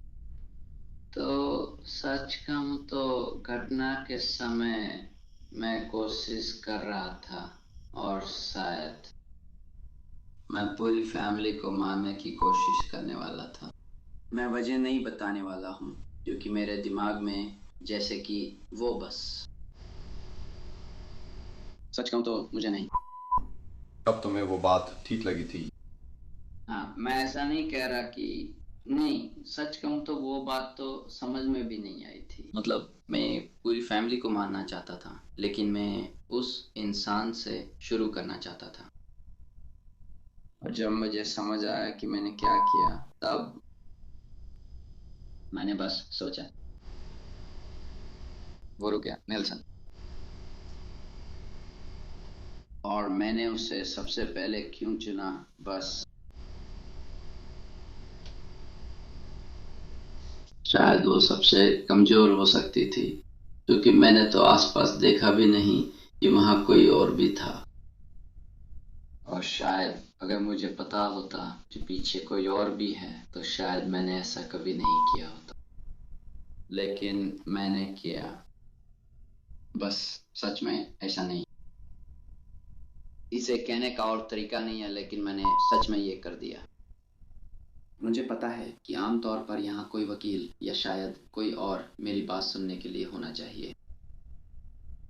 मैं मानता हूँ कि मैं दोषी हूँ, लेकिन मुझे पता है कि हथियार मेरे हाथ में था, मैं वहां था, और मैं इसके लिए जो भी सजा भुगतनी पड़े उसके लिए तैयार हूँ। आज जो शर्ट पहनी है उसके अलावा बाकी कपड़े कहाँ हैं? मैंने अपनी पैंट वहीं छोड़ दी थी। वो कमरे में ही होनी चाहिए थी जहाँ मैं था। वो लड़की भी वहाँ थी, ठीक है। हमारे पास किस तरह की पैंट है? वो बस जीन्स थी, बेल्ट के साथ। नीली जीन्स? हाँ सर। बेल्ट के साथ? हाँ सर। किस रंग की बेल्ट? वो पूरी थी, जैसे अभी। कोई अंडरवेयर? हाँ सर। वो कहाँ है? वो भी पैंट्स के साथ हैं। पैंट्स के साथ। उनका रंग क्या है? कुछ वाइन जैसा, रेड वाइन जैसा। सही है, क्या है?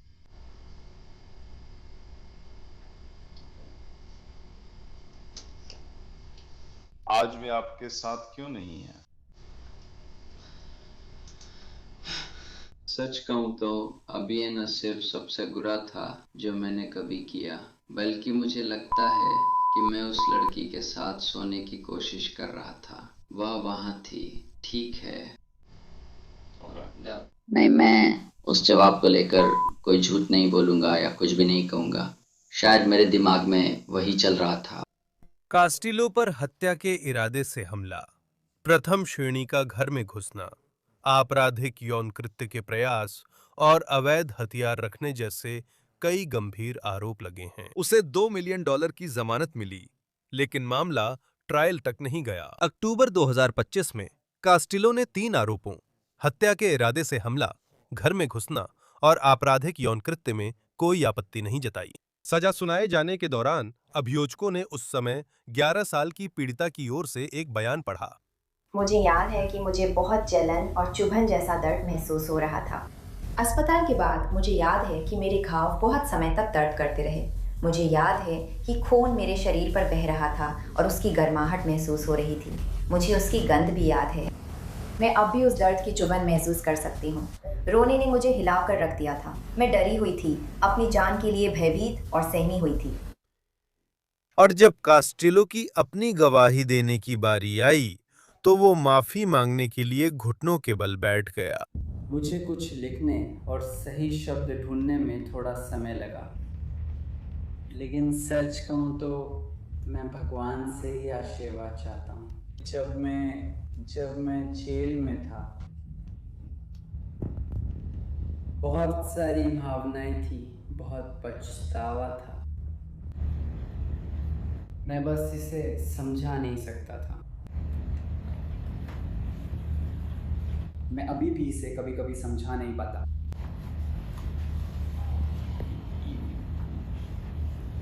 मैं खुद को सही नहीं ठहरा रहा हूँ। मैं बस अब माफ़ी मांगना चाहता हूँ। हाँ, मैं ईमानदार रहना चाहता हूँ, लेकिन परिवारों से माफ़ी मांगना चाहता हूँ। तो अगर आपको बुरा ना लगे, मेरे दिल की गहराइयों से मैं माफी मांगता हूँ। मुझे पता है कि मैं इसके लायक नहीं हूँ। मैं उन सारे बुरे सपनों की कल्पना भी नहीं कर सकता। मैं ये भी नहीं सोच सकता कि पिछले 15 महीनों में आपने क्या क्या महसूस किया होगा। लेकिन मैं माफ़ी चाहता हूँ। मैं सच में दिल की गहराइयों से माफ़ी चाहता हूँ। मैं एक खोया हुआ इंसान था और मैंने भगवान को पा लिया है, और मुझे एहसास कराया कि मैं कितना ज़्यादा सच में खोया हुआ हूँ।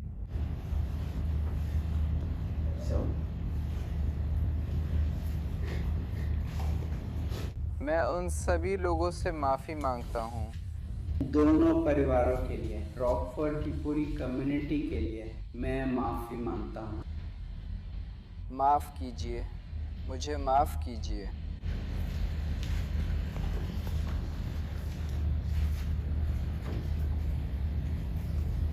जज ने कैस्टिलो को कम से कम 18 साल और अधिकतम 40 साल जेल में बिताने की सजा सुनाई। अगर उसे पैरोल या सजा पूरी होने पर रिहा किया गया तो वह जीवन भर सेक्स अपराधी रजिस्ट्री में रहेगा। अगला मामला डेटोना बीच, फ्लोरिडा से है, जहां एक मां पर आरोप है कि उसने अपने बेटे को इतना भूखा रखा कि किशोर का वजन 35 पाउंड से भी कम था। 2024 के पहले दिन अधिकारी एक अपार्टमेंट में एक बेहोश किशोर के लिए पहुंचे। ईएमएस पहले से ही वहां थी।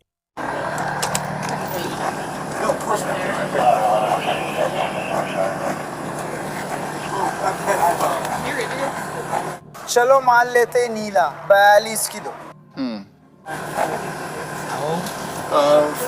उसी 42 किलो पे हैं।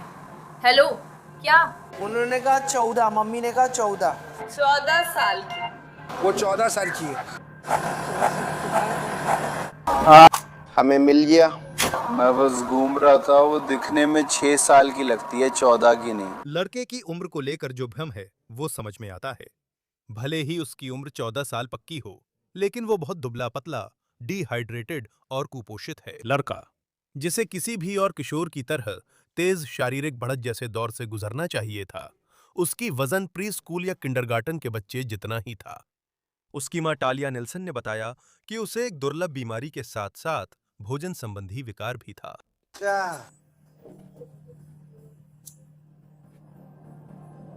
इस बिंदु तक पहुंचने से पहले क्या हुआ था? वो ठीक था। वो ऑटिस्टिक है और उसे दुर्लभ हड्डी की बीमारी है। क्या हम अपार्टमेंट में? मुझे कोई अफसोस नहीं है। मैंने अभी तुम्हें पाया है। बस नहीं, ये बस तुम हो जो मुझे मेरा। तुम उन्हें कैसे ढूंढ पाए? हाँ, जब मैं गई थी वे इसे स्कैनर पर ले जा रहे थे और वो वहाँ लेटा हुआ। आपने उसे आखिरी बार कब चलते और बात करते हुए देखा था? 2 घंटे। करीब 2 घंटे। हाँ, वो ऑटिस्टिक है। उसे एक दुर्लभ हड्डी की बीमारी है। वो छोटा और ठिगना है और हाँ, वे उसे ठीक है। हड्डी की बीमारी के अलावा कोई स्वास्थ्य समस्या नहीं है। खाने से एलर्जी है? क्या उसने कुछ ऐसा खा लिया जो उसे नहीं खाना चाहिए था? कुछ ऐसा जिससे उसे एलर्जी हो? जहाँ तक उसकी एलर्जी की बात है, उससे बस उसके पेट में थोड़ा दर्द होता है। उसे एनाफिलैक्टिक शॉक या कोई गंभीर समस्या नहीं है। ठीक है। 2 घंटे पहले आपने उसे क्या करते देखा था?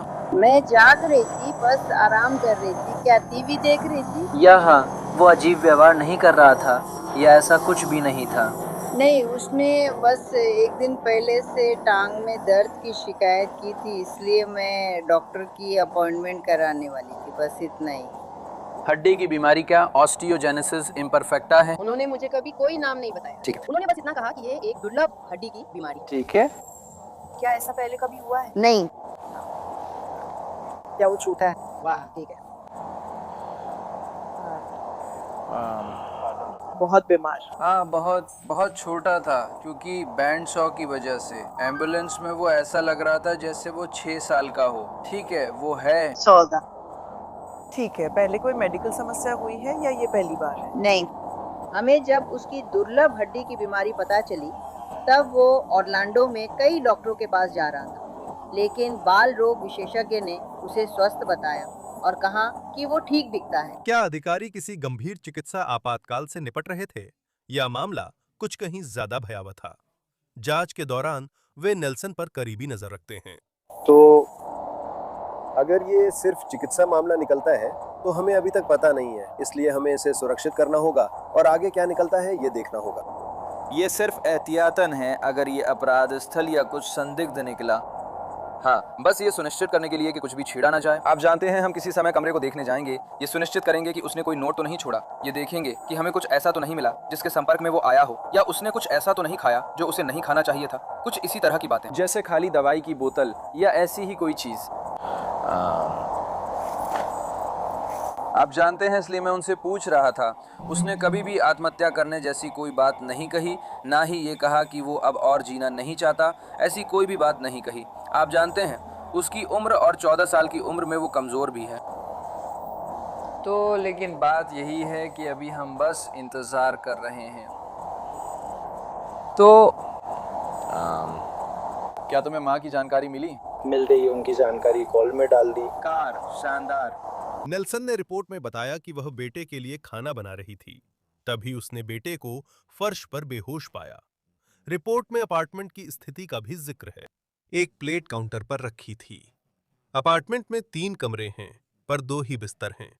ट्रेवॉन ने कहा कि कभी-कभी उसके साथ सोता है। कमरे में पेशाब और मल की तेज बदबू थी। वैसे ट्रेवॉन नेल्सन का 18 साल का बेटा है।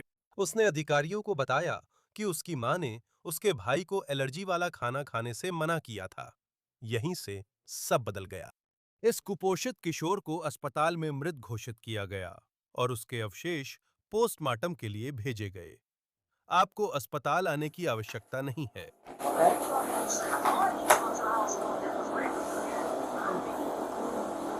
मैं यहाँ पर अपनी परेशानी नहीं डालना चाहती। नहीं, ऐसा नहीं है। सच में हमें इसकी जरूरत नहीं। सच? ठीक है। क्या आप हमारे पीड़ित सहायता अधिकारी से तुरंत बात कर सकते हैं? मैं सिर्फ उससे बात करना चाहती हूँ। तुम्हें इसकी चिंता करने की जरूरत नहीं है, ठीक है? बाद में मिलते हैं। मुझे जाना है, उठना है और आना है। मिस स्मिथ यहीं पास पे। मिस स्मिथ नहीं, मिस नेल्सन, माफ कीजिए। कोई बात नहीं। मिस नेल्सन, तो आमतौर पर हम क्या करते हैं आप जानती हैं, ऐसी स्थिति में हम चाहते हैं कि हम अपार्टमेंट की तस्वीरें लें और सुनिश्चित करें कि सब कुछ ठीक है। क्या आप हमें अनुमति देंगी कि हम अंदर जाकर सिर्फ आपके अपार्टमेंट की तस्वीरें लें और हम उसमें से कुछ भी नहीं निकालेंगे? हम सिर्फ अंदर जाकर तस्वीरें लेना चाहते हैं। क्या आपको कोई आपत्ति है? ठीक है, तो ये अधिकारी जो करने जा रहे हैं वो ये है कि मुझे पता है आप सिर हिला रही हैं, हाँ, कि आप सहमत हैं, लेकिन आपको बस बोलकर हाँ कहना होगा। मुझे आपको कैमरे पर रिकॉर्ड करना होगा। फिर मैं आपकी बहन से बात करूंगा और हम एनी का इंतजार कर रहे हैं। जैसे ही अधिकारियों ने जांच जारी रखी, उन्होंने पाया कि नेल्सन आखिरी बार अपने बेटे को 2020 में डॉक्टर के पास ले गई थीं, जो उसकी मौत से लगभग 4 साल पहले था, और वैसे उसकी मौत को हत्या करार दिया गया था।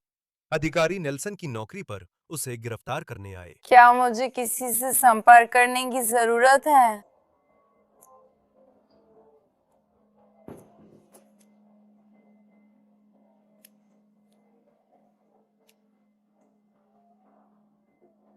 यही सबसे अच्छी बात है।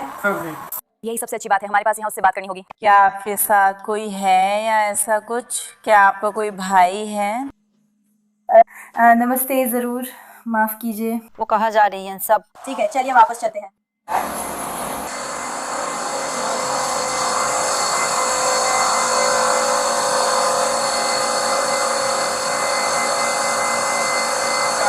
नहीं, आप ठीक हैं। नहीं, आप ठीक हैं।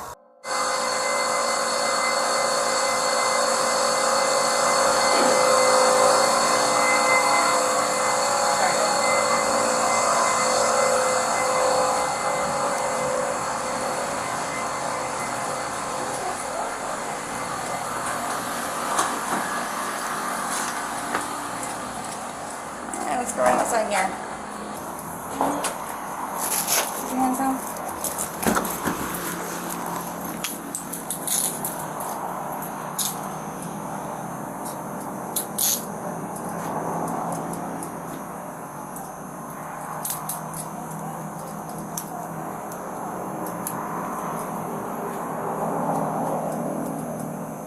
ठीक है, 佢翻咧有個大風牽大嘅。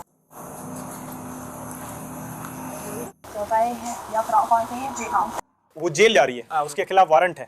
ठीक है, तो मैं आपको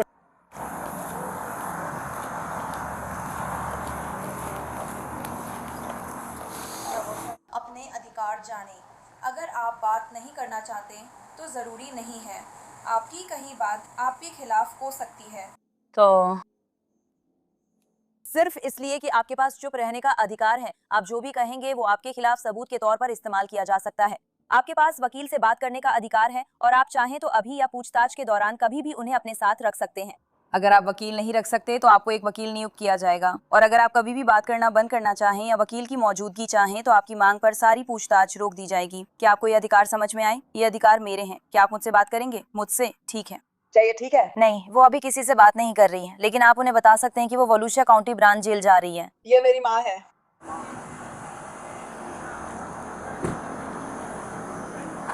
मैं बस हेलो कह रही हूँ। हेलो।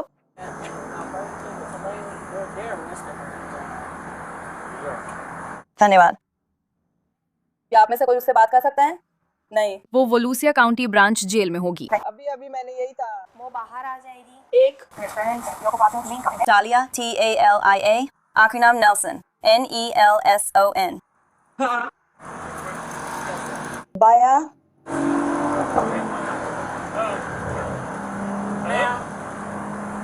ये सार्जेंट पनेरियो हैं। आप कैसे हैं? ये सिस्टम में वारंट? मुझे नहीं पता। क्या आप टेलीटाइप पर जाकर उसे कॉल करना चाहती हैं? हाँ, उसे जोड़ दो। वो इसे गाड़ी में पहले ही चेक कर चुकी है। अभी नहीं, वो इसे पहले ही चेक कर चुकी हैं। मैंने मूल रिकॉर्ड लिंक कर दिया है, तुम वहीं से ले सकती हो। क्या? मेरे पास वारंट था। हाँ, तुम्हारे पास वारंट है तुम्हारी गिरफ्तारी के लिए। किस लिए? हम 1 मिनट में वो समझा देंगे। तुम्हें कोई आइडिया नहीं? क्या मैं सिगरेट पी सकती हूँ? नहीं।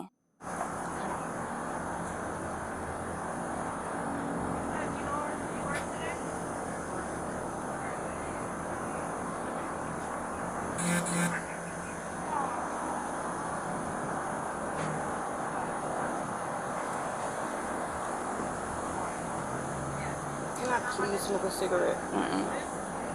सिगरेट?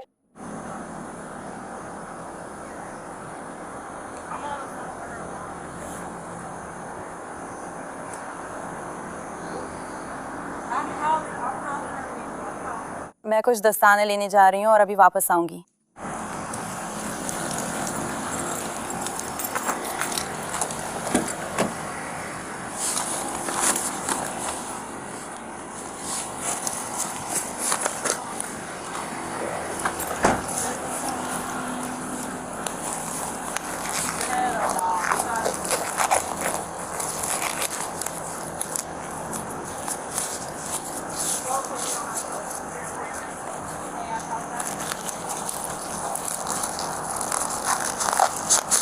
मैं तुम्हारा नाम चेक हटा रही हूँ क्योंकि ये बटन है। क्या तुम्हारी जेब में कुछ है? हाँ, मेरी सिगरेट, फोन और पैसे।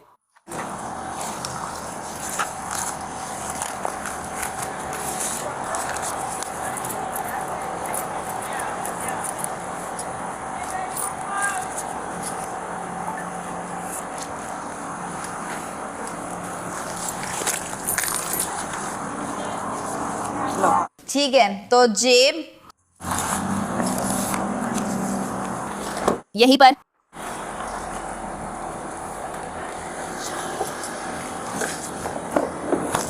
तुम साथ हो?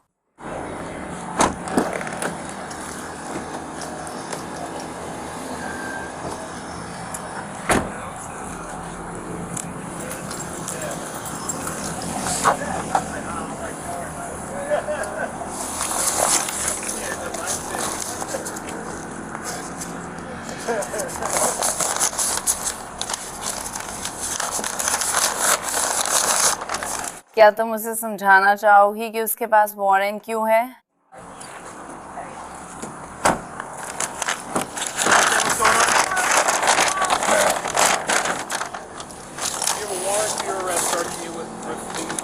तुम्हें बचाव पक्ष के साथ या कुछ और के लिए आरोपित कर रहे हैं। मेडिकल परीक्षक ने अपनी जांच पूरी कर ली है। नियमों का नाम बताओ। ये मृत्यु उपेक्षा और दुर्व्यवहार की वजह से हुई है। हम काफी समय से तुम्हें देख रहे हैं। नेल्सन पर प्रथम श्रेणी के फेलोनी मर्डर, बच्चे की गंभीर हत्या और गंभीर बाल शोषण का आरोप लगाया गया था। उसने गंभीर हत्या और गंभीर दुर्व्यवहार के आरोपों में कोई आपत्ति नहीं जताने की दलील दी और अंत में उसे जनवरी 2026 में 32 साल की जेल की सजा सुनाई गई। आज के हमारे अंतिम बॉडी कैम और पूछताछ के लिए हम वापस अल्बुकर्की, न्यू मैक्सिको जा रहे हैं। ये सब एक खैरियत जानने की जांच से शुरू हुआ था। एक महिला ने रिपोर्ट किया था कि उसकी मौसी 69 वर्षीय एर्नेस्टीना लुसेरो कई हफ्तों से ना तो दिखाई दी हैं और ना ही उनकी कोई खबर मिली है। एर्नेस्टीना के पड़ोसियों ने भी ये पुष्टि की थी। क्या आप उस महिला को जानते हैं जो यहाँ रहती हैं? मैं उस महिला को जानती हूँ। यहाँ एक आदमी है, मीरोए। नमस्ते, मुझे नहीं पता सही बात। मुझे उसका नाम नहीं पता, लेकिन वो एक बूढ़ी औरत के साथ रहता था। हाँ। मुझे पता है, करीब 2-3 हफ्ते पहले की बात है। रुको बेबी, 2-3 हफ्ते पहले जब वो मुझे कहीं लेकर गई थी, तब से मैंने उसे नहीं देखा है। वो तुम्हें लेके नहीं थी? हाँ, वो मुझे ले जाती थी। हम दोनों प्रेस्बिटेरियन चर्च के फूड बैंक में जाते थे। हम उसे ले जाते थे। वो हमें अपनी छोटी सी चार्जर कार में ले जाती थी। उसकी सफेद कार को टीएनसी मैनेजमेंट ने टो करवा दिया था। वे उसे यहाँ और नहीं रखना चाहते थे क्योंकि वो रजिस्टर्ड नहीं थी। आखिरकार उसने कुछ बार आने जाने के बाद हमें ले जाने लगी। मैंने उसे फिर कभी नहीं देखा। मैंने इस महिला को कई बार लाल ट्रक में आते देखा है। वो पूछती थी, क्या हमने अपार्टमेंट नंबर 2 वाली महिला को देखा है? हमने उसे लंबे समय से नहीं देखा। एक रिपोर्ट के अनुसार एर्नेस्टीना का बेटा लेरॉय विलेज अपनी मां के घर रह रहा था। कथित तौर पर उसने परिवार वालों से कहा कि उसने 2 हफ्ते से अपनी मां को नहीं देखा, जब से वो अपने बॉयफ्रेंड के साथ गई थीं। परिवार ने कहा कि उन्हें इसकी जानकारी नहीं थी। वो बार बार आई और मेरे पति से पूछती रही कि क्या वह उनके साथ समय बिताना चाहती हैं। ये मेरे पति हैं। वह उनसे बार बार पूछती रही कि क्या वह उनके साथ समय बिताना चाहते हैं और कहती रही कि वह अकेले है क्योंकि उनकी माँ चली गई है। हमने पूछा, वह कहाँ गई? जवाब मिला, मेक्सिको चली गई। वो बहुत सारी बातें कह रहे थे कि उनकी माँ अपने बॉयफ्रेंड के साथ मेक्सिको चली गई है और अभी भी वे पे आपस में बात कर रहे हैं। और फिर कुछ दिनों बाद वह आया, दरवाजा खटखटाया और बोला, क्या मेरी कार खरीदोगे? मैं किराए के पैसे जुटा रहा हूँ। उसने यही कहा था। ये कितने समय पहले की बात है? लगभग 1 हफ्ता शायद। लगभग 2 हफ्ते पहले। तुमने उसे कुछ हफ्तों से नहीं देखा और वो ऐसी रही है। मैं अपने भाई को जानता हूँ। मेरे भाई ने उससे पूछा, तुम्हारी मम्मी कहाँ है? हमने उन्हें काफी समय से नहीं देखा। वो हकलाया और चुप हो गया। पड़ोसियों ने भी बताया कि उन्होंने मां और बेटे को झगड़ते हुए सुना था, इससे पहले कि अर्नेस्टीना कथित तौर पर मेक्सिको के लिए रवाना हुई। जब वे अपार्टमेंट देखने जाते हैं तो वो वहां होता है। लेरॉय, तुम्हें बाहर आना होगा भाई, हम यहाँ से जाने वाले नहीं हैं।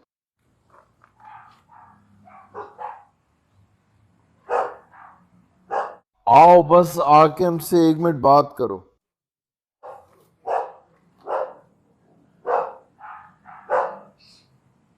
चलो भाई।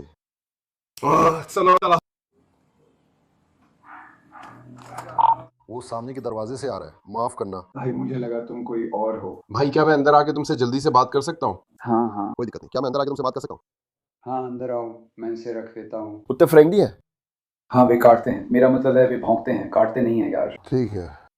हाँ, क्या मैं दरवाजा बंद कर दूं ताकि वे अंदर ना भागे? मेरा पार्टनर भी अंदर आ रहा है। ठीक है। हाँ। मैंने सोचा था तुम भी ऐसे हो।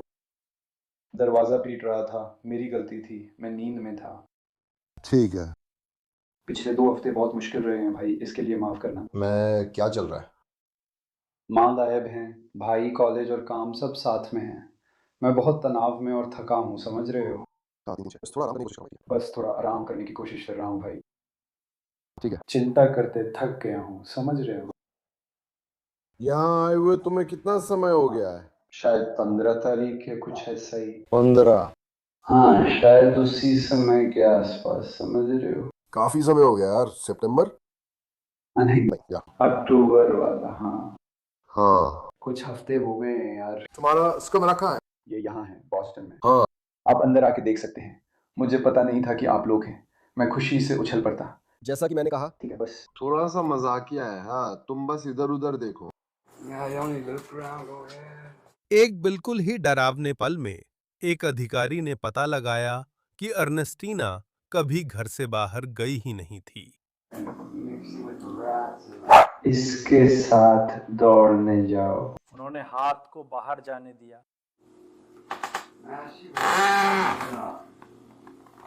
मेरे अनुसार वो शादी कर रही है, तुम नहीं।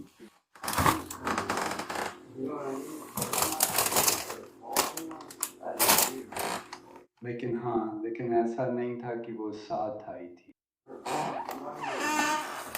ठीक है, मुझे पता है तुमने कहा था कि मैं साथ आऊंगा और ये सब देखूंगा। तुम सबसे अच्छे हो।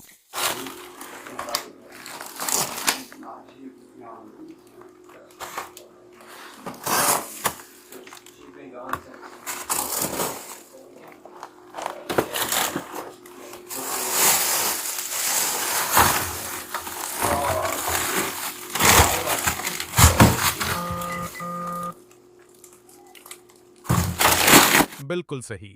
एक बड़े चेस्ट फ्रीजर में अधिकारी को प्लास्टिक की थैलियों में इंसानी अवशेष जैसी चीजें मिलती हैं, जो जमे हुए खाने के नीचे छुपाई गई थीं। तुम इसका इंतजार कर रहे हो 15 से 17 हफ्ते के बाद। क्या हाल है बॉस? मार रहा हूँ। जाओ और अपने हाथ अपनी पीठ के पीछे रखो। ठीक है। वो फ्रीजर में है, मुझे पता है।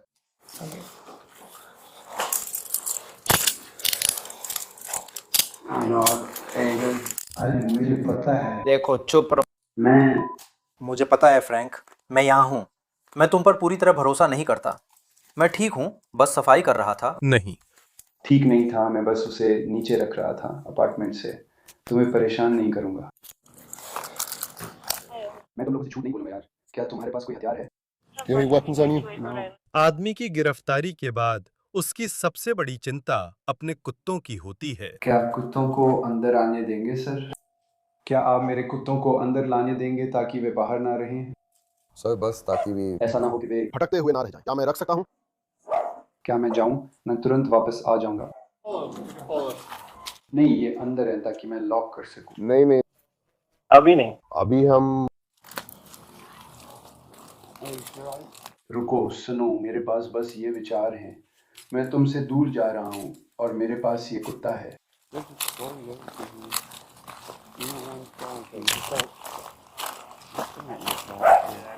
तुम्हें नहीं पता, मेरे पास ये कुत्ता है। सही है, मैं तुम्हारी ओर ध्यान दे रहा हूँ डी। अधिकारियों ने उसे पूछताछ कक्ष में बैठाया। वह खुलकर बोलने लगा। तुम जानते हो, वहाँ एक छोटी सी कहानी है। मैं तुम्हें नहीं बताने वाला कि वो क्या है। मेरा मतलब है, मुझे नहीं लगता कि तुम्हें वैसे ही फर्क पड़ता है, लेकिन नहीं, मुझे इसकी बहुत परवाह है। मुझे पता है तुम्हें कहानी की परवाह है, पर वहां तक पहुंचने के लिए जो झेला उसकी नहीं। खैर, वो भी तो कहानी का ही हिस्सा है ना? बस वही बात है भाई। तुम मुझे अपनी परेशानियां क्यों नहीं बताते? मैं सच में उन कुत्तों और अपनी माँ की बहुत परवाह करता हूँ लेकिन वो बस कुछ और ही है भाई। बस काश मैं गुस्सा न होता, और मैंने सालों साल इसे झेला है। मुझे फिर से सब सह लेना चाहिए था, लेकिन मैंने नहीं किया भाई। तुम जानते हो मैं खुद को कोने में धकेल रहा हूँ, है ना? सच में मैंने तो बस यही सोचा होता भाई मैक्स। क्या चीज़ थी जिसने तुम्हें कोने में धकेल दिया? वही पुराना हर दिन वाला। तुम किससे जूझ रहे थे भाई? मुझे नहीं पता वो क्या है। क्या तुम कुछ खास बता सकते हो?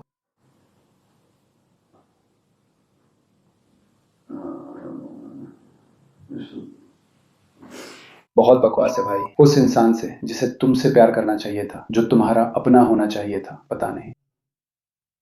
मैं सालों तक ऐसा करता रहा यार, सालों तक। सुनो, उसे खुश करने के लिए, उसे खुश रखने की कोशिश करता रहा। मैंने मिन्नतें की, मैंने गुहार लगाई, मैंने उसके लिए सब कुछ किया। चलो देखें मुझे क्या मिला। मैंने सालों तक दुआएं मांगी। वो एक अजीब कहानी शुरू करता है जिसमें शैतान, जादूगरनियां और उसका परिवार, जिसमें उसकी मां भी शामिल हैं, जिन्होंने अपना जीवन अंधकार को समर्पित किया, शामिल हैं। जानते हो, ये मेरे साथ हुआ और अब भी यकीन नहीं होता भाई। मुझे अभी इसका मतलब नहीं समझ आता। वैसे भी ज्यादातर बातें झूठ हैं, उनसे सच नहीं करवा सकते, समझ रहे हो? कौन कौन झूठ बोल रहा है? मुझे नहीं पता यार। वहां कोई है, मुझे नहीं पता वो कौन है, क्या है, क्या, मुझे नहीं पता वो क्या है यार। जादूगरनियां, मुझे नहीं पता तुम उन्हें क्या कहते हो, जो अपनी जिंदगी अंधकार को समर्पित करते हैं। मैं जादूगरनियों के परिवार से हूँ। दादी, मौसियाँ, माँ। ये कोई खुलकर बताने वाली बात नहीं, बल्कि एक राज है। आप इसके बारे में बात नहीं कर सकते। मुझे नहीं पता ये कैसे काम करता है, लेकिन मुझे बीच में ही नशा दे दिया गया था। मैं नशे में था और जेल से बाहर आ गया। करीब 9 साल पहले मैं भगवान और शैतान में विश्वास नहीं करता था, और मुझे दोनों की परवाह नहीं थी। मुझे भगवान बेकार लगते थे, तो उन्होंने तुम्हें इसलिए बताया था कि तुम बेहतर कर सको, और शैतान वो था जिसे लोग तब दोष देते थे जब वो अपनी गलती खुद स्वीकार नहीं कर पाते थे। समझ रहे हो मैं क्या कह रहा हूँ? हाँ, लेकिन वो असली हैं, बिल्कुल मेरे और तुम्हारे जैसे असली। और मुझे नहीं पता कि मुझे कोई वादा किया गया था या मैंने इतनी सारी झूठी बातें सुनी है दोस्त। मुझे सच समझ नहीं आता। वो लोग हमेशा झूठ बोलते हैं। समझ रहे हो मेरी बात? लोग बहुत खराब है भाई, बहुत बुरा है यार। किसी को भी इससे जूझना नहीं पड़ा है, और इससे निपटने की कोई किताब नहीं है। जब तुम कहते हो तुम्हें वादा किया गया था, उसका मतलब क्या है? मुझे सारी समस्याएं ढूंढकर उसे बतानी पड़ी। जैसे? मेरे परिवार में 5 या अधिक लोग हैं, मेरी माँ भी।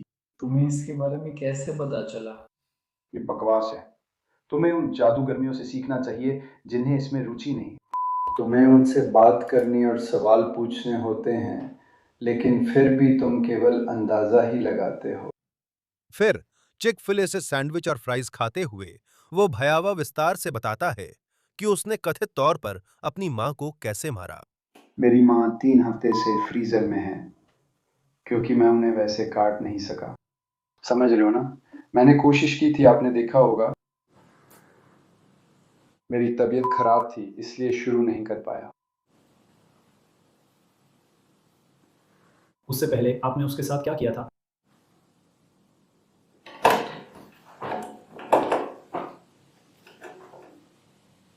मैंने उसका गला दबाया था।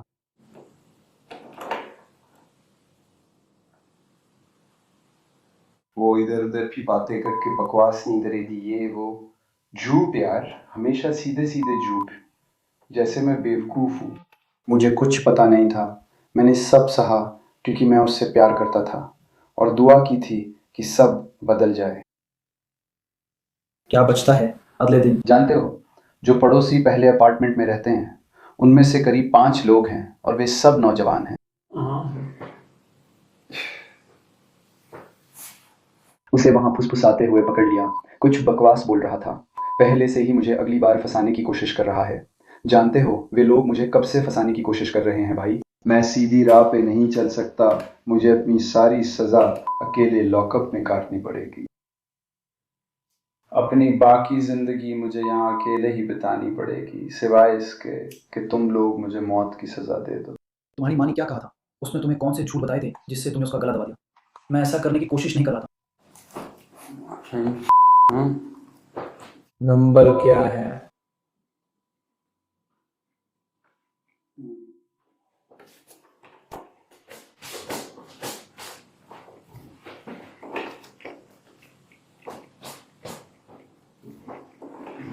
क्या तुम्हारे पीछे है? मैं तुम्हारे बाद किसी को नहीं पाऊंगा। अगर तुमने किया होता उसके मानने के बाद नहीं। फिर से कहो, माफ करना। तुम्हारे बाद कुछ? तुम्हारे बाद? पता है, मैंने तुम्हें बताया था कि वो मान लेगी। उन्होंने इन लोगों को हमारे पीछे लगा दिया। सही है। हाँ हाँ। फिर उसने कहा कि वो ऐसा कभी नहीं करेगी, किसी को मेरे पीछे नहीं लगाया और मुझसे प्यार करती थी। ऐसा है दोस्त। तो वो तुम्हें बता रही है जैसे मैं तुम्हारे पीछे लोगों को नहीं भेजूंगी। नहीं, वो पहले से ही नंबर 1 पे काम कर रही है। मैंने सोचा शायद वो बस जादूगरनी है जो उन्हें गांजा देती है, क्योंकि उसने कुछ लड़कों से कहा कि मैंने उसे मारा है। मैंने कभी भी उनके साथ कुछ नहीं किया जो अब किया है, कभी नहीं। सही कहा। ये कभी दिमाग में नहीं आया। मैं था। मुझे झूठ बोलना पसंद नहीं, नफरत है, क्योंकि लोग मेरे साथ भी ऐसा करते हैं। इन 3 हफ्तों तक झूठ बोलना बहुत थका देने वाला था, पता है। मैं बस घर आना चाहता था। अगर मेरे पास वो कुत्ते नहीं होते जिनकी मुझे इतनी परवाह है तो मैं तुरंत आ जाता। मुझे सच में झूठ बोलना बिल्कुल पसंद नहीं है। मुझे नहीं पता मैं तुम्हें सारी सच्चाई क्यों बता रहा हूँ, क्योंकि मैं एक झूठा हूँ भाई। तुमने कहा था कि वो थी। मैंने 3 हफ्ते आज़ादी के लिए झूठ बोला, लेकिन मुझे ये पसंद नहीं था। ये करीब 3 हफ्ते पहले हुआ था। मुझे याद नहीं है। हाँ। क्या आपने उसे गला घोटने के लिए क्या इस्तेमाल किया था? मेरी बाँ, ऐसे ही। कौन सी बाँ? मुझे याद नहीं है। मैं बस जानना चाहता हूँ। तुमने उसे कितनी देर तक पकड़े रखा? वाह, इसमें काफी समय लगा। ये वैसा नहीं जैसा तुम सोचते हो। बहुत देर हो गई। हम उसे इतना समय कैसे रोक सकते हैं? तुमने उसे इतनी देर तक क्यों रोके रखा? तुम सवाल क्यों पूछ रहे हो? जैसे तुम्हें पता है क्यों? ये एक कातिल है ना? तुमने वो फैसला लिया तो मुझे रुकना पड़ा। उसे रोकना चाहिए। मैंने उससे मिन्नतें की थी। मैंने उससे 17 साल पहले गुजारिश की थी। तुम्हारे पास 17 साल हैं। जब उसने उसके बॉयफ्रेंड को मारा था तब 13 साल हुए थे। क्या वो 13 साल पहले था? नहीं, इसमें 13 साल हो गए हैं साला। 4 साल से लोग मेरे पीछे पड़े हैं। और एक सुबह मैं उठा और मैंने कहा मैं अब और नहीं करूँगा। तभी मैंने उसे गोली मार दी। और मैं उससे भी गोली मारने वाला था, लेकिन मैं नहीं कर सका। और ये सब लगभग 4 साल पहले हुआ था? 3-4 साल पहले। 4 साल पहले? ये कहाँ था? Tree house apartment 65। Tree house apartment 605। क्या उसका नाम वहाँ की लीज में था? ठीक है। वो अब वहाँ कहीं कचरे के ढेर में है। किसी ने तुम्हें मिस नहीं किया यार। क्या तुमने अपनी माँ का कुछ हिस्सा कचरे के ढेर में डाला था? नहीं, मैं ये नहीं कर सका। तो वो पूरी तरह से अलग है। मैं उसे फ्रीजर में छोड़ने वाला था जब तक तुम लोग उसे नहीं ढूंढ लेते, ठीक है? जब वो अदालत में पेश हुआ, जिस पर हत्या के एक ओपन काउंट और सबूतों के साथ छेड़छाड़ का आरोप था, तो एक जज ने फैसला सुनाया कि उसे मानसिक क्षमता की जांच से गुजरना होगा। उसे इलाज के लिए new Mexico behavioural health institute भेजा गया और अप्रैल में अदालत ने उसे सक्षम पाया। अब हत्या का मामला चलेगा। फिलहाल साइड बार पर बस इतना ही। सभी का धन्यवाद। हमारे साथ जुड़ने के लिए धन्यवाद। कृपया YouTube, Apple पॉडकास्ट, Spotify या जहां भी आप पॉडकास्ट सुनते हैं वहां सब्सक्राइब करें। आप NBC के पीकॉक पर भी देख सकते हैं। मुझे X, Instagram पर फॉलो करें। न्यूज नेशन शो जेसी वेबर लाइव सोमवार शुक्रवार रात 11 बजे देखें। अगली बार मिलेंगे। धन्यवाद।